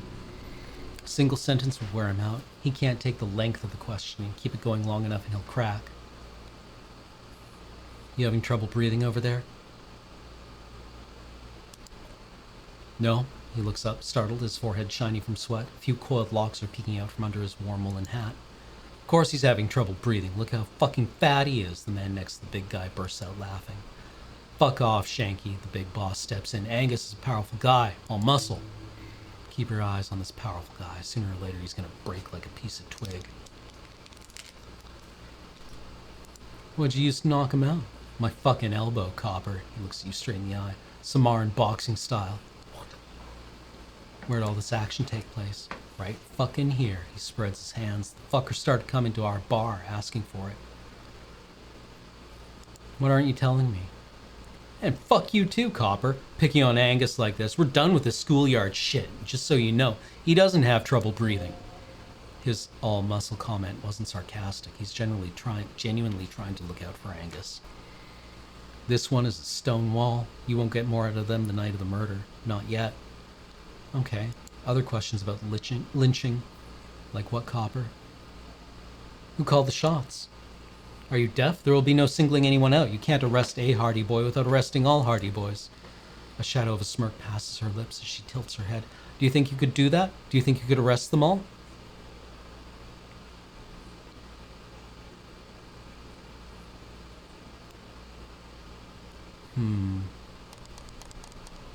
I don't have to. One of them was more complicit than the others. That's for the courts in Le Jardin to decide, not for the officer making an arrest, which we all know you won't be. She sounds almost helpful. What you can do right now is go back to your station and write a report. No, the lieutenant says calmly. We'll stay right here and discuss what happened that night. Why did you kill him? Why? He hisses through his teeth. Because he was a worthless mercenary. Scum! And he stepped out of line in my town. So he was a mercenary, that's it. And he stepped out of line, he repeats, jaw clamped shut like a vice. What kind of mercenary? The kind that shows up when you start a strike. The experienced kind, too. Had Lee Schmin and Semenine written all over him. Ex-Orange's Special Forces. Live grenade. The man spreads his arms. Right here in our bar. This one is a special gripe with him coming here. I can't prove it, but I know he was sent by the Wild Pines. They hire merc shit like that. Story of every strike from here to Samara. Hold on. How do you know he was in Special Forces? Because one night he walked straight up to the mic and said, I'm Orange's Special Goddamn Forces. I'm gonna fuck you all. Really?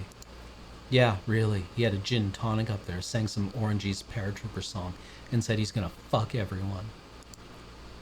We couldn't believe it either, but he fucking did. Right there, he points to the stage, like some kind of animal.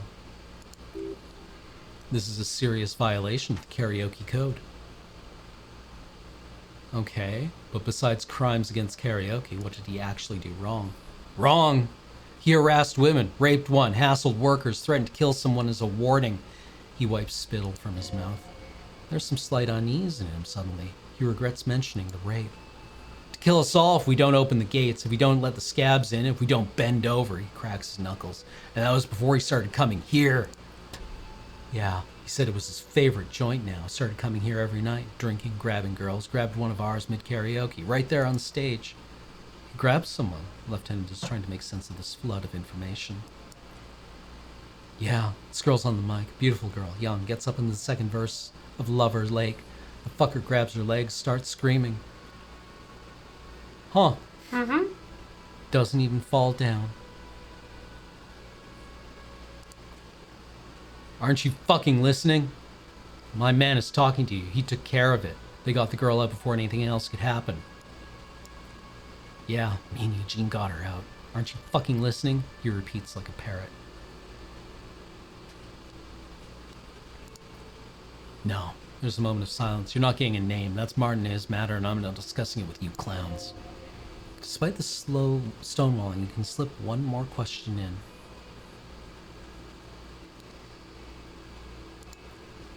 Titus, do not answer. You have been forthcoming enough. Fuck off, Cobb. He does take the advice. She's gone through enough without you harassing her, too. She doesn't need more embarrassment. What are you talking about, embarrassment? If someone has been sexually assaulted, we need to... What you need is to get the fuck out of my face! You hear the aluminum crack in his palms as he squeezes a beer can. I've had enough of explaining myself to you fucks. He's dead. It's done.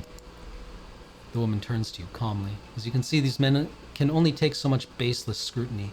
I'm doing my best to keep the situation civil, but what follows is a slow head shake. It won't be for long, she means.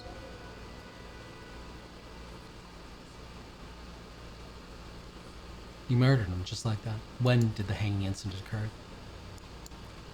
I know, Lizzie, relax. He takes a sip. We killed him last Sunday night. Seemed like a good way to end the week. How long had you known the victim? Known him? We don't associate with scum like that, asshole. Yeah, who do you think we are? Quiet! Titus gives Glenn a stern look. He came around about 3 weeks ago, when that Pines cow first sailed into town. Happy? By the Pines cow, you mean Joyce Messier, the representative for Wild Pines? Lieutenant pretends to check his notes. The same company you're striking against? No, he stresses. I mean, the Pines cow, the stupid-ass cow they sent in to fuck us over. But you know what? He rubs his chin, pretending to mull it over. Why don't you ask her about the pretty boy? I'm sure she has interesting things to say when you ask her hard enough. That's enough insinuation for today, Titus. She turns on you. Officer, your interview is drawing to an end. Don't waste your last question. So Number what? one. Number one. No remorse? How many people have you sent to the Shays? Ever felt remorse for them? Or send them to Reunion to rot for 20 years, for life, he says as if it were worse than dying. I drink so much I can't really remember anyone I've sent behind bars. Titus grins. Rest assured, lawman, none worse than our guy. He got what was coming to him. So, what are we gonna do now? Nothing, her reply comes sharp. Your investigation here is done. Leave Martinez, go back to your stations where you belong. I think we're going to stick around, thanks. Some things don't add up here, Titus. Lieutenant closes his notebook. I've done this job for long enough to know that people don't just confess to first-degree murder, even if it is a group responsibility. We will be looking into this. Good luck with that. He grabs another beer. You've heard everything a rent-a-cop is going to hear from us. Real law officials. You're lucky you didn't get a beating. Meeting? Rent-a-cop. So that's what this is about. He doesn't see you as his equals.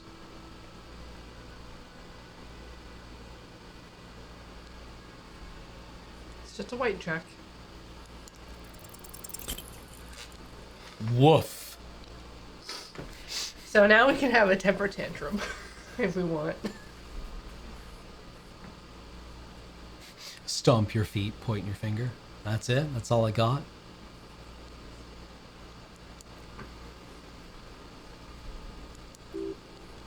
You're probably right. The others are only there to fill her, to make the gun thing pop. But I don't want to have a temper tantrum.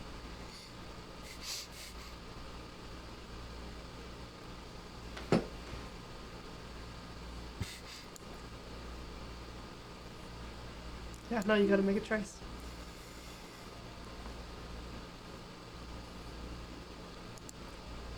And what exactly you've been doing that's so goddamn special? Shitting yourself in front of us? He leans in. Going around harassing kids on the street? Kids who've done nothing wrong? All the while talking racist shit. Don't think we aren't watching, fascia. People here trust us. We're getting complaints. I'm not shitting myself. You're not. It's true. Of course you are. He takes a sip. E, didn't Carly work in a diaper shop? Yeah, Carly said you've been hanging around the adult diaper shop, browsing the aisles too, ashamed to ask for assistance. Now that I can believe, he points down. And then there's the matter of the floor being completely covered in feces. Yes, shit, feces, poop. Scatological jokes, the lieutenant concludes dryly. If you don't have anything more to say, then we're going back to asking questions.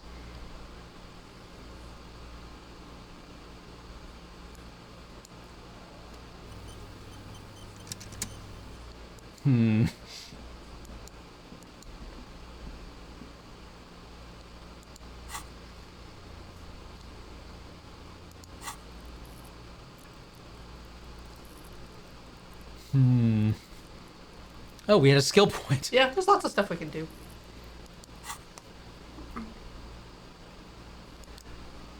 Okay, well, we need to see Manana. right? Oh, yes, for the key. Yeah. Key to the weasel door.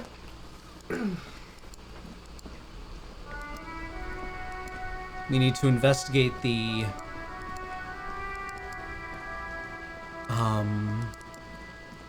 drug running. Mm-hmm.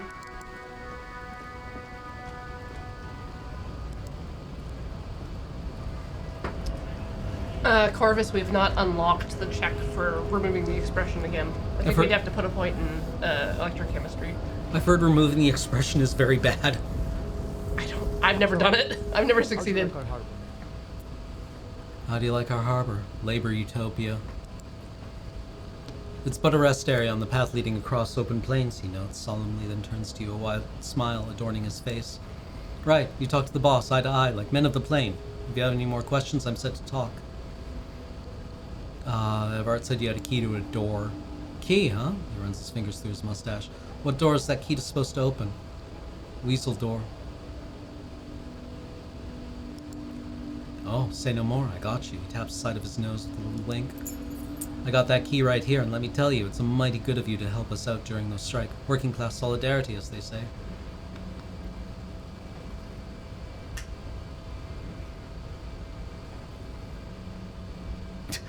This is an apolitical hit. Yeah.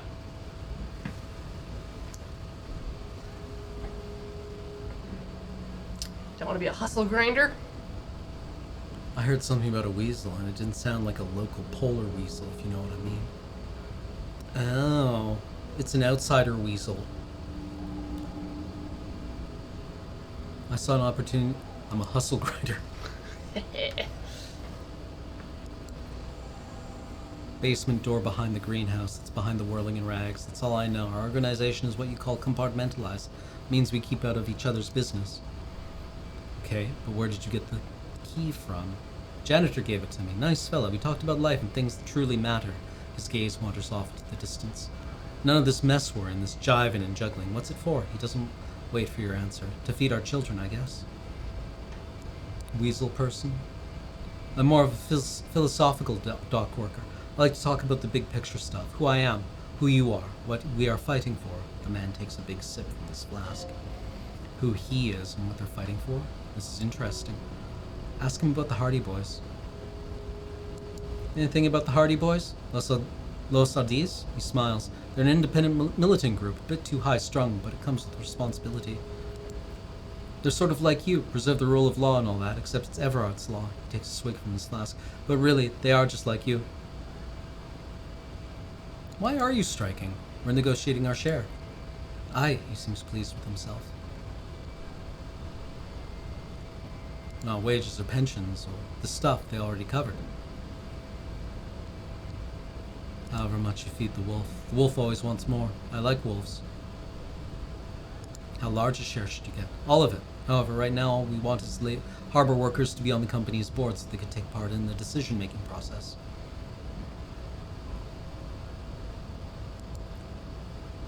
I think it's best you make up your own mind now that you've met him, he shrugs. In my eyes, he's a capable organizer and a decent businessman. What is this, news of the world? Talk about personal stuff, get to know him. Who are you? Call me Mañana, I'm just a humble harbor worker for the past 6-7 years. Not a given name for certain, it's a taken name, the kind for artists or criminals or revolutionaries and the sort. An alias, a nom de garde. Sweet-ass name. A name worthy of the man who holds it, friend. Names are important. Had any other names? Plenty to go around. Don't get greedy and try to swipe mine, though. He smiles merrily. You've got your own. So it's a nom de guerre? A nom de guerre would be more like Guerra Mañana. He chuckles, then realizes something. Now that we're getting so well acquainted, what's your name? Be honest with him. Honestly, I lost it while drinking. Wow, this is major. You're like a man born anew. His eyes light up. So if you can't find it, maybe make up a new one. Tried that. They don't like what I came up with. Too bad. Can't live in this world without a good name, friend. Important things they are. Vessels of the soul. More poetical thing. Any attempt to formulate a grand unified theory about it ends in the stupidest shit imaginable. Doesn't make it less true, though. He nods sagely. That means I can't tell you about it. I can only show you, but you may understand in time or not. Might be easy enough. Seems interesting. Words guide our life. We commune with each thing through its word. Every word is also a name, is it not? Okay. Oh.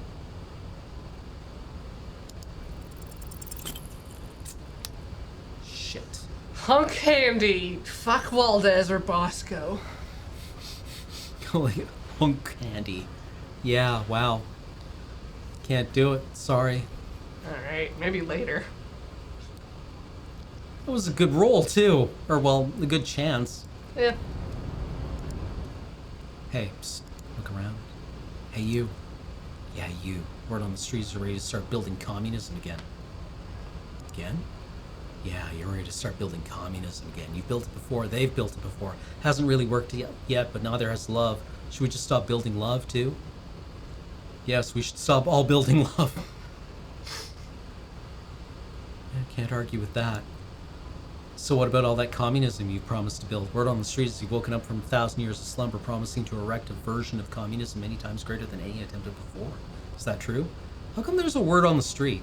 You keep saying things like, down with the bourgeoisie, eat the rich, sodomize landowners, impale all people who have more than 25 real in their pocket, literally murder all human beings regardless of their political beliefs, that kind of stuff. Oh, yeah. Some, maybe. Oh, yeah. Mask of ambivalence. Don't deny it. You're about to rip it off and reveal the monstrous seven-eyed lamb of global communism that will devour and masticate all mankind. Everyone can see that. So tell me, do you have any questions before we fire up the big communism builder, or do we get right down to it? What's this communism even about? Failure. It's about failure. Failure? Yes, abject failure. Total irreversible defeat on all fronts. Absolutely vanquished, beaten, curb-stomped, and pissed on. Until you came along. You will reverse the fortune of the workers of the world. You, alone against every living thing, against every human alive, 800 trillion real in the hands of an impossibly well-organized ruling class, towering city blocks of bankmen who have the ears of prime ministers, million-headed armies of nations, and the love of your own mother.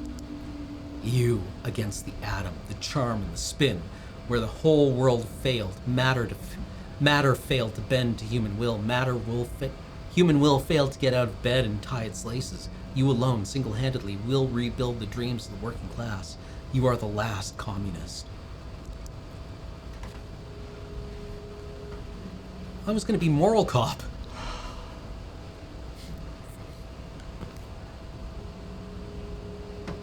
Well, I feel bad. Rhetoric wants you to do it. Fine. It's coming from inside the house. Like, it was there all along. In your heart of hearts. Oh yeah, get the firing squads and the animal wagons ready. Wait, what? Firing squads? You didn't say anything about those. Too late to back out now. You can't make an omelet without breaking a few million eggs. Mazovian social economics?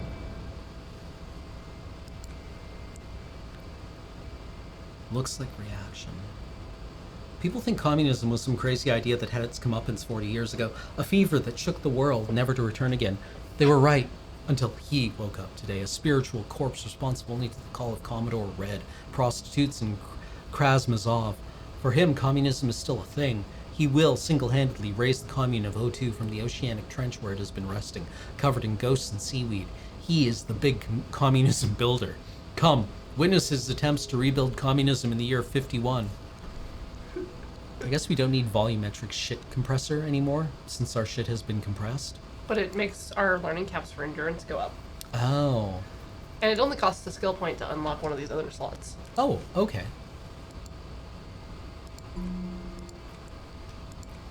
Internalize. Oh, the apricot chewing gum. Mm-hmm. So if we get another skill point, we could embed a smell into our brain. Oh.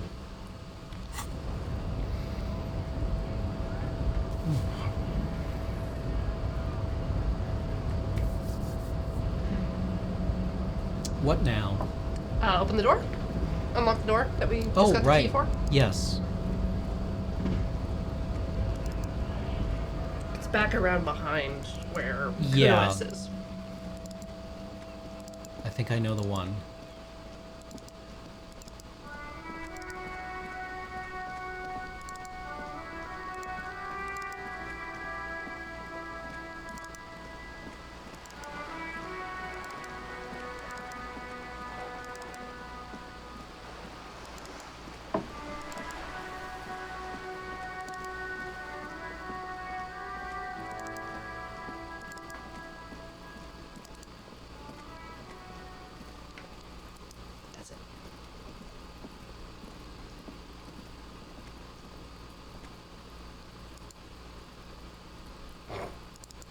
walk away and then...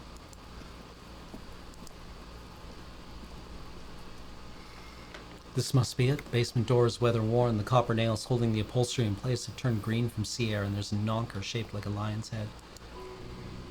The royal lion, Guillaume's kitten. This knocker will last a lifetime and then some. Press here against door. The leather upholstery is worn and rough against your jaw. You don't hear any movement. In fact, it's oddly silent in the yard around you. No birds cheep.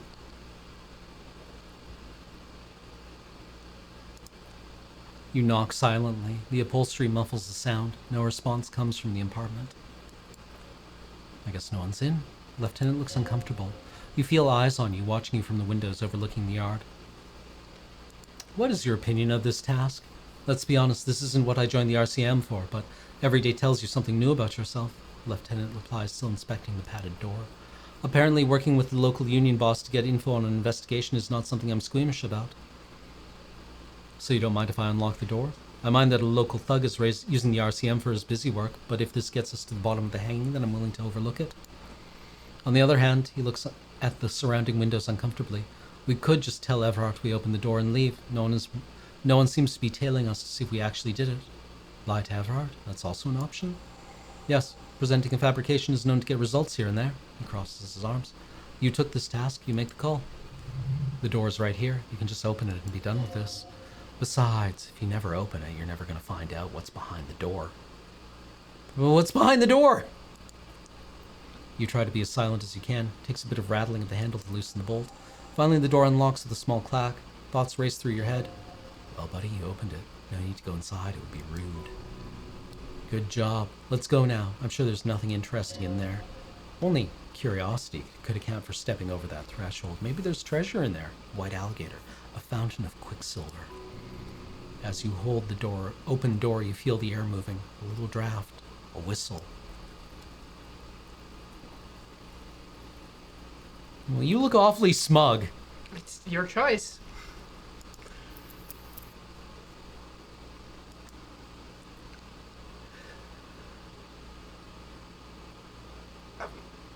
I'm smug about a detail, not about the choice.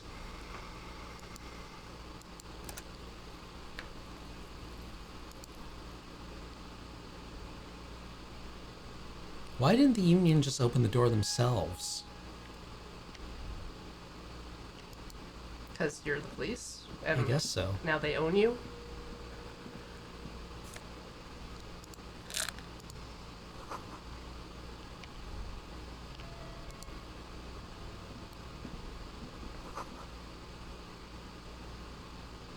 The hidden world of walking sticks.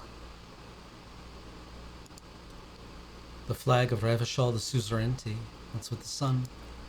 This isn't just one sun, but there are little suns dancing around the big sun. This is the sevenfold sun miracle. What's that? It's an optical atmospheric anomaly the first settlers saw. Happens in cold weather. 6 small suns around the big one. Ah, a perihelion. This complex halo phenomenon is how old Revachol got its flag. It is but one of the many strange optic atmospheric phenomenon of this wondrous archipelago. You're sure you once saw sundogs in your youth and blue flares? Tennant is an old-fashioned guy. Don't bow to the flag. The flag doesn't seem to mind. It's just colorful fabric with a sun sewn onto it. Like all feudal flags, it looks like a child's drawing.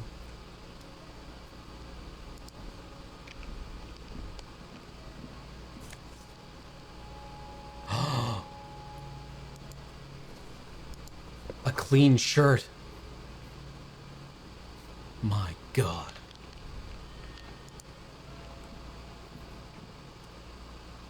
This is the thing I'm smug about. A row of mugs sits on the shelf. Each one depicts a human figure, a dark-skinned woman grinning amidst mysterious symbols, a broad-shouldered man shoveling potatoes, and others. Tap on the mugs. A little ring. Though cheerful, the images on the ceramic make you vaguely uncomfortable. The images betray a lack of interest in human beings. They are merely unflattering caricatures. What do I mean uncomfortable? The owner of these mugs doesn't like people of other ethnicities very much. Typical asshole. This person is unhappy. The lieutenant picks up one of the mugs and puts it back down with a look of disdain. I'm beginning to feel better about breaking into this man's apartment. Compare yellow mug. Yes, your broken mug friend would feel very much at home here. The same humor, the same mocking lines. There's the missing tin soldier. The lieutenant looks at the mugs next to each other. Whoever lives here might have used the whirling's container to dump his trash. And now they've drawn the ire of the Union. The plot thickens, as they say. An interesting little clue. Let's see where this goes. Clues have ways of magically connecting to other clues down the road. Perhaps you should break into apartments more often. Think it's the same person who put the dead man's clothes in the trash? Who knows? The lieutenant opens his notebook. I'm not expecting too much from this clothes in the trash lead either way. It might turn out to be some random local matter. Still, nice coincidence. Yeah, I just love that he has a racist mug collection. Yeah. And that we pulled this random crappy mug out of the trash. That's all. Are you sure? Yeah. Oh, put it on the shirt. Yeah, definitely. Just shove that right on. Oh, it buttons all the way up.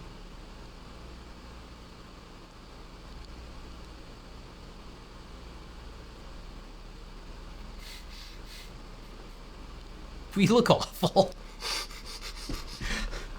Just awful. It can get worse.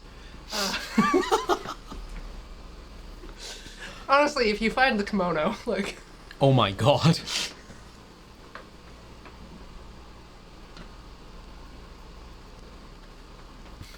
We're gonna have to go into some more apartments.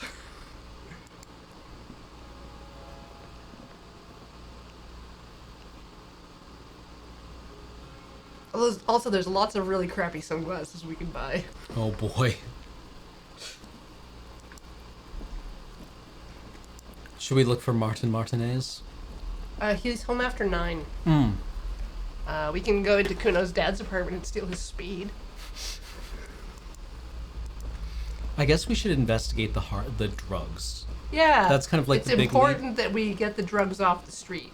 Yeah. Yeah. I mean, I guess we could go to Kuno's dad's apartment and find out where he gets the drugs.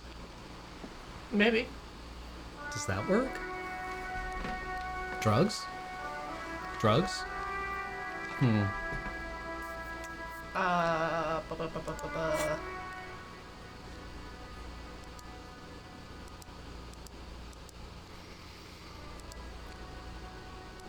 Prove authority.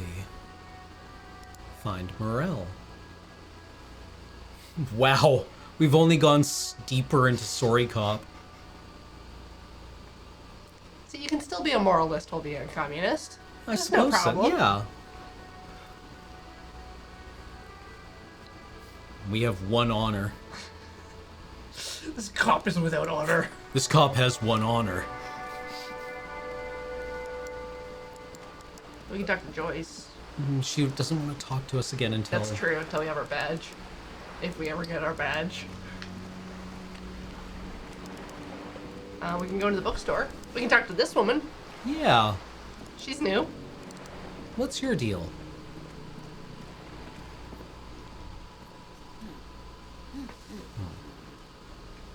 Good one?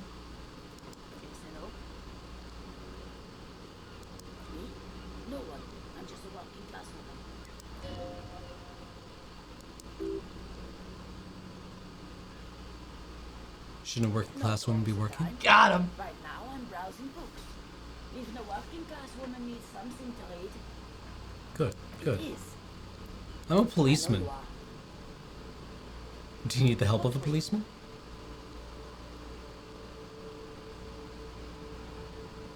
Maybe your husband is missing. So where could he be? Where's this going, officer?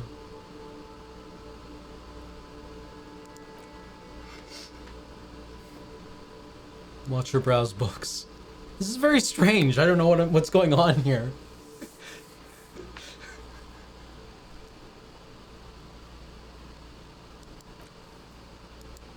It's like dangling its little, like, angler fish lights at you.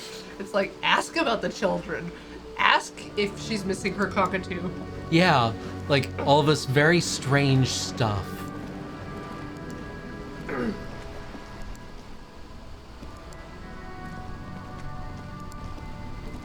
All these things that just gamer reflexes want. Yeah.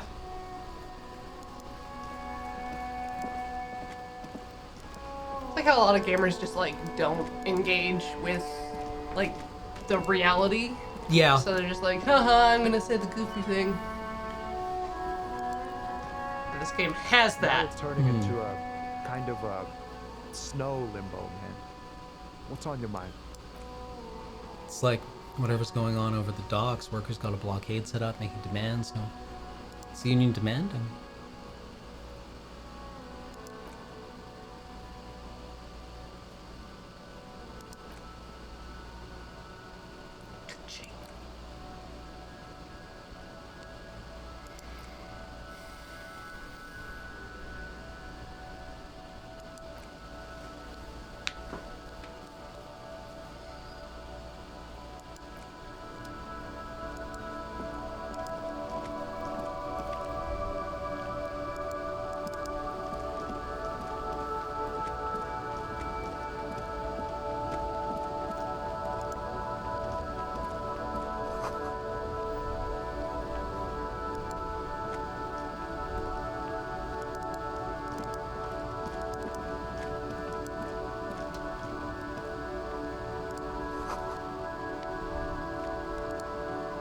Box? Box? Yay! Oh my god. Oh my god.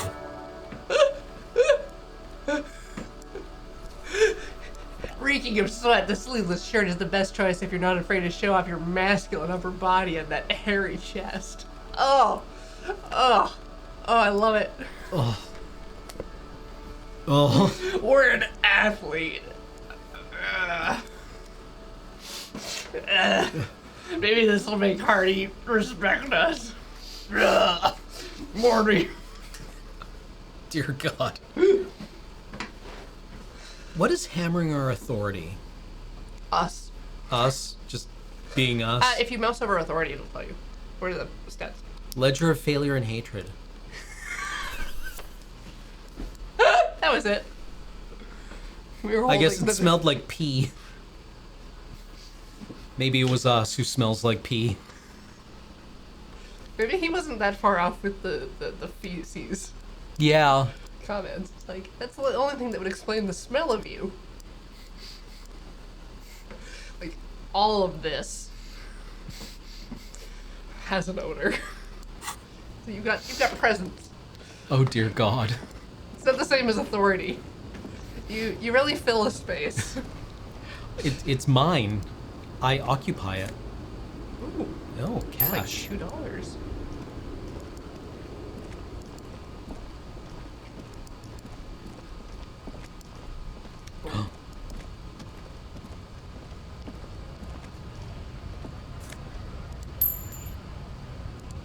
Living large. This is the racist cab driver. Yeah. Or racist lorry driver.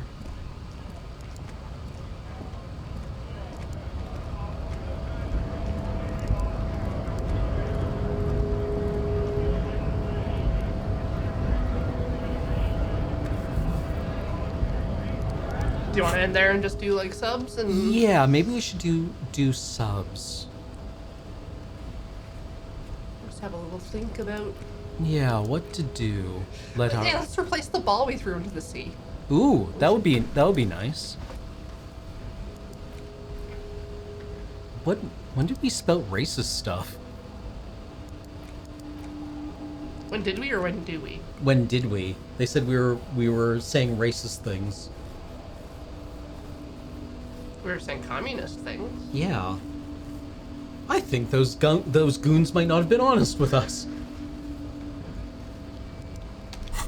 What nerve?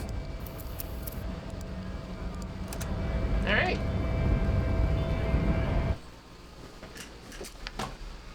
Well, this game is great. Yeah. Like I said, this honestly feels like more like a role-playing game than anything I've played recently, in that we are inhabiting this nameless person's role. Also, I really like words, and so this game uses like somnolent and all sorts of big words. So. Yeah, it has very good words. So good words. Yeah, that's the depth of thought. It's just abyssal. Hadean. E-Block gave us 285 bits. Excited for some more poor detective work. Skasher4430, 13 months, resub, 13 months already. Damn, anyway, how are you guys doing? Be good. Yeah, PDs. I'm Clockwork gave subs to Invitare, The Ninjarai, Gelato Squid, Kid Roar, and Chesul. Thank you. Lafajet sub for 16 months. Thank you. Lost Gun subbed, courtesy of the Maricat. And the Ghost with the Most sub for 28 months. An anonymous gifter gifted a sub to Wag Shadow. Thank you. Inquisitor Gaia gifted 5 subs to Then Before 4, Despoiler98, Vanilla Meow Meow, Zyrist, and Loch Ness Sea Monster. Code Mage resub for the 18th month. I love your remixes. Malkorath, 47 months. Witch, Elysium, Disco Elysium. Radian has resubbed for the 36th month. That's 2 years. Tonella, 47 months. Xantos69 gave us 50 bits. Hot Rob, Macawsum Town, 23 months. Disco Inferno, Disco Purgatory, Disco Paradiso. The Bananarchist resubbed for the 18th month. Real glad to be renewing my sub watching my favorite game of the year with some of my favorite people. K-Raccoon, 39 months. Julian resubbed for the 33rd month. Thank you. Zedwrench, 14 months. Spectram, 14, came back for the 22nd month. Tetramina's been here for 5 months. Omega Laren came back for the 72nd month. Happy 6 years. Dr. Wreckage, 25 months. Playing this game has been the most amazing experience I've had in years, and I owe it all to you for introducing me to it.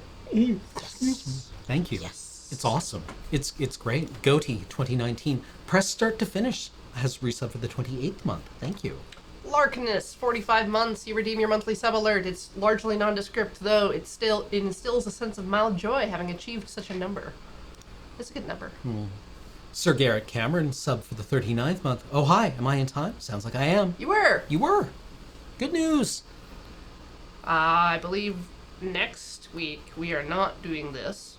We will be doing Slay the Spire with Serge. Serge is going to be here showing us Slay the Spire, and he would like to look at the new character, the fourth character that they're introducing. Ooh. As well as talking to us about like some of the lore and background stuff. Cool. In the game with no story. Ooh. Well, that's very exciting. We always love to have guests on here because they talk about the things that they love, which is an important thing to interrogate. It's like, how am I supposed to love something if no one tells me about it? Exactly. Maybe we should do a best of the year roundup. Because everyone was doing their decade lists. Mm-hmm. I just started going through lists of games, and I was like, I just stopped at 30 of my favorite games. I don't know how the list was just going. How do you do a best of the 2010s in video gaming? There were like 10 million games released. And how do I weigh like The Witness versus Monster Hunter World? Yeah. Like, I played a lot of Destiny 2 and PUBG, which are very different than this. And also Fez and Journey. Yes. And I've got like... What an impossible task. Towerfall and Celeste and... I don't even know about all the games. It's my job to play video games, and I can't think of them all. I'm not going to include like any of the COD blopses that I didn't play. Like, right. I know some of them are amazing. Yeah, I've heard they're very fine things, and if you like those kinds of things, you will like those things. Yeah. But, or like the Rainbow Sixes or stuff like that. I did a lot of that the previous decade, and then this decade I didn't do any of it. Yeah, I mean, picking up Rainbow Six is hard. I didn't play Rainbows 1 through 5, so I'm kind of lost. But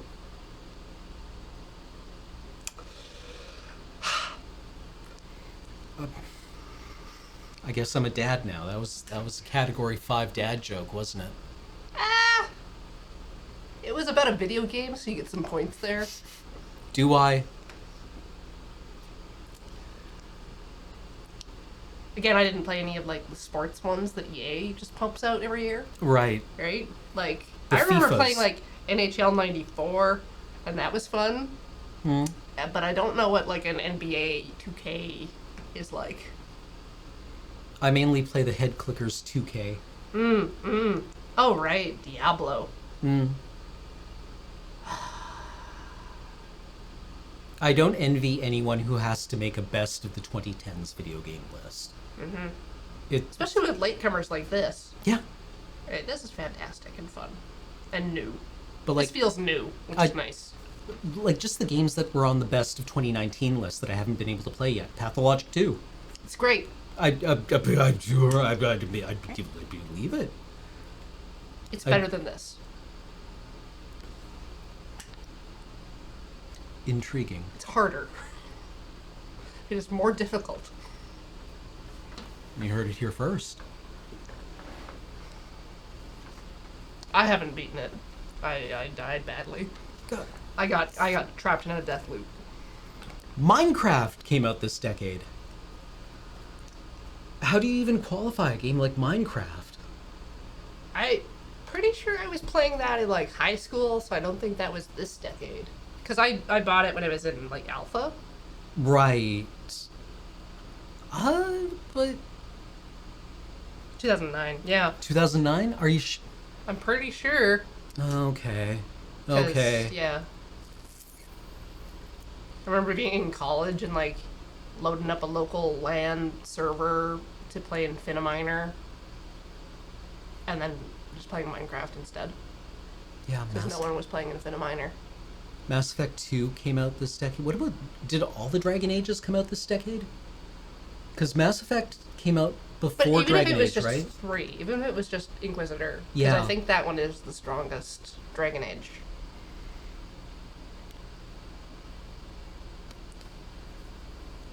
Wow. What a time to be alive. Some big things to think. Invented VR.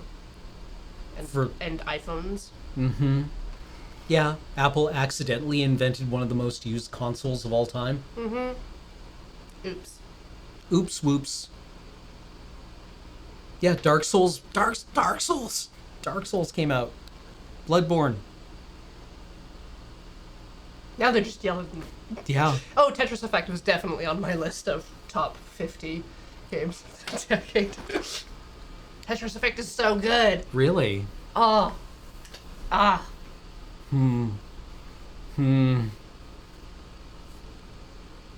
Yeah, I don't know. I'm overwhelmed. That's how I feel about games this decade. I'm overwhelmed. I have 400 plus games in my Steam library, and I will never play them all.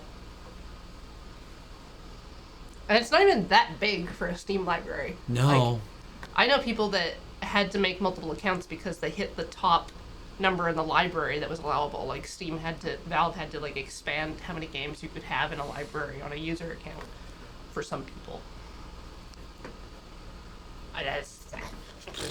Holy shit.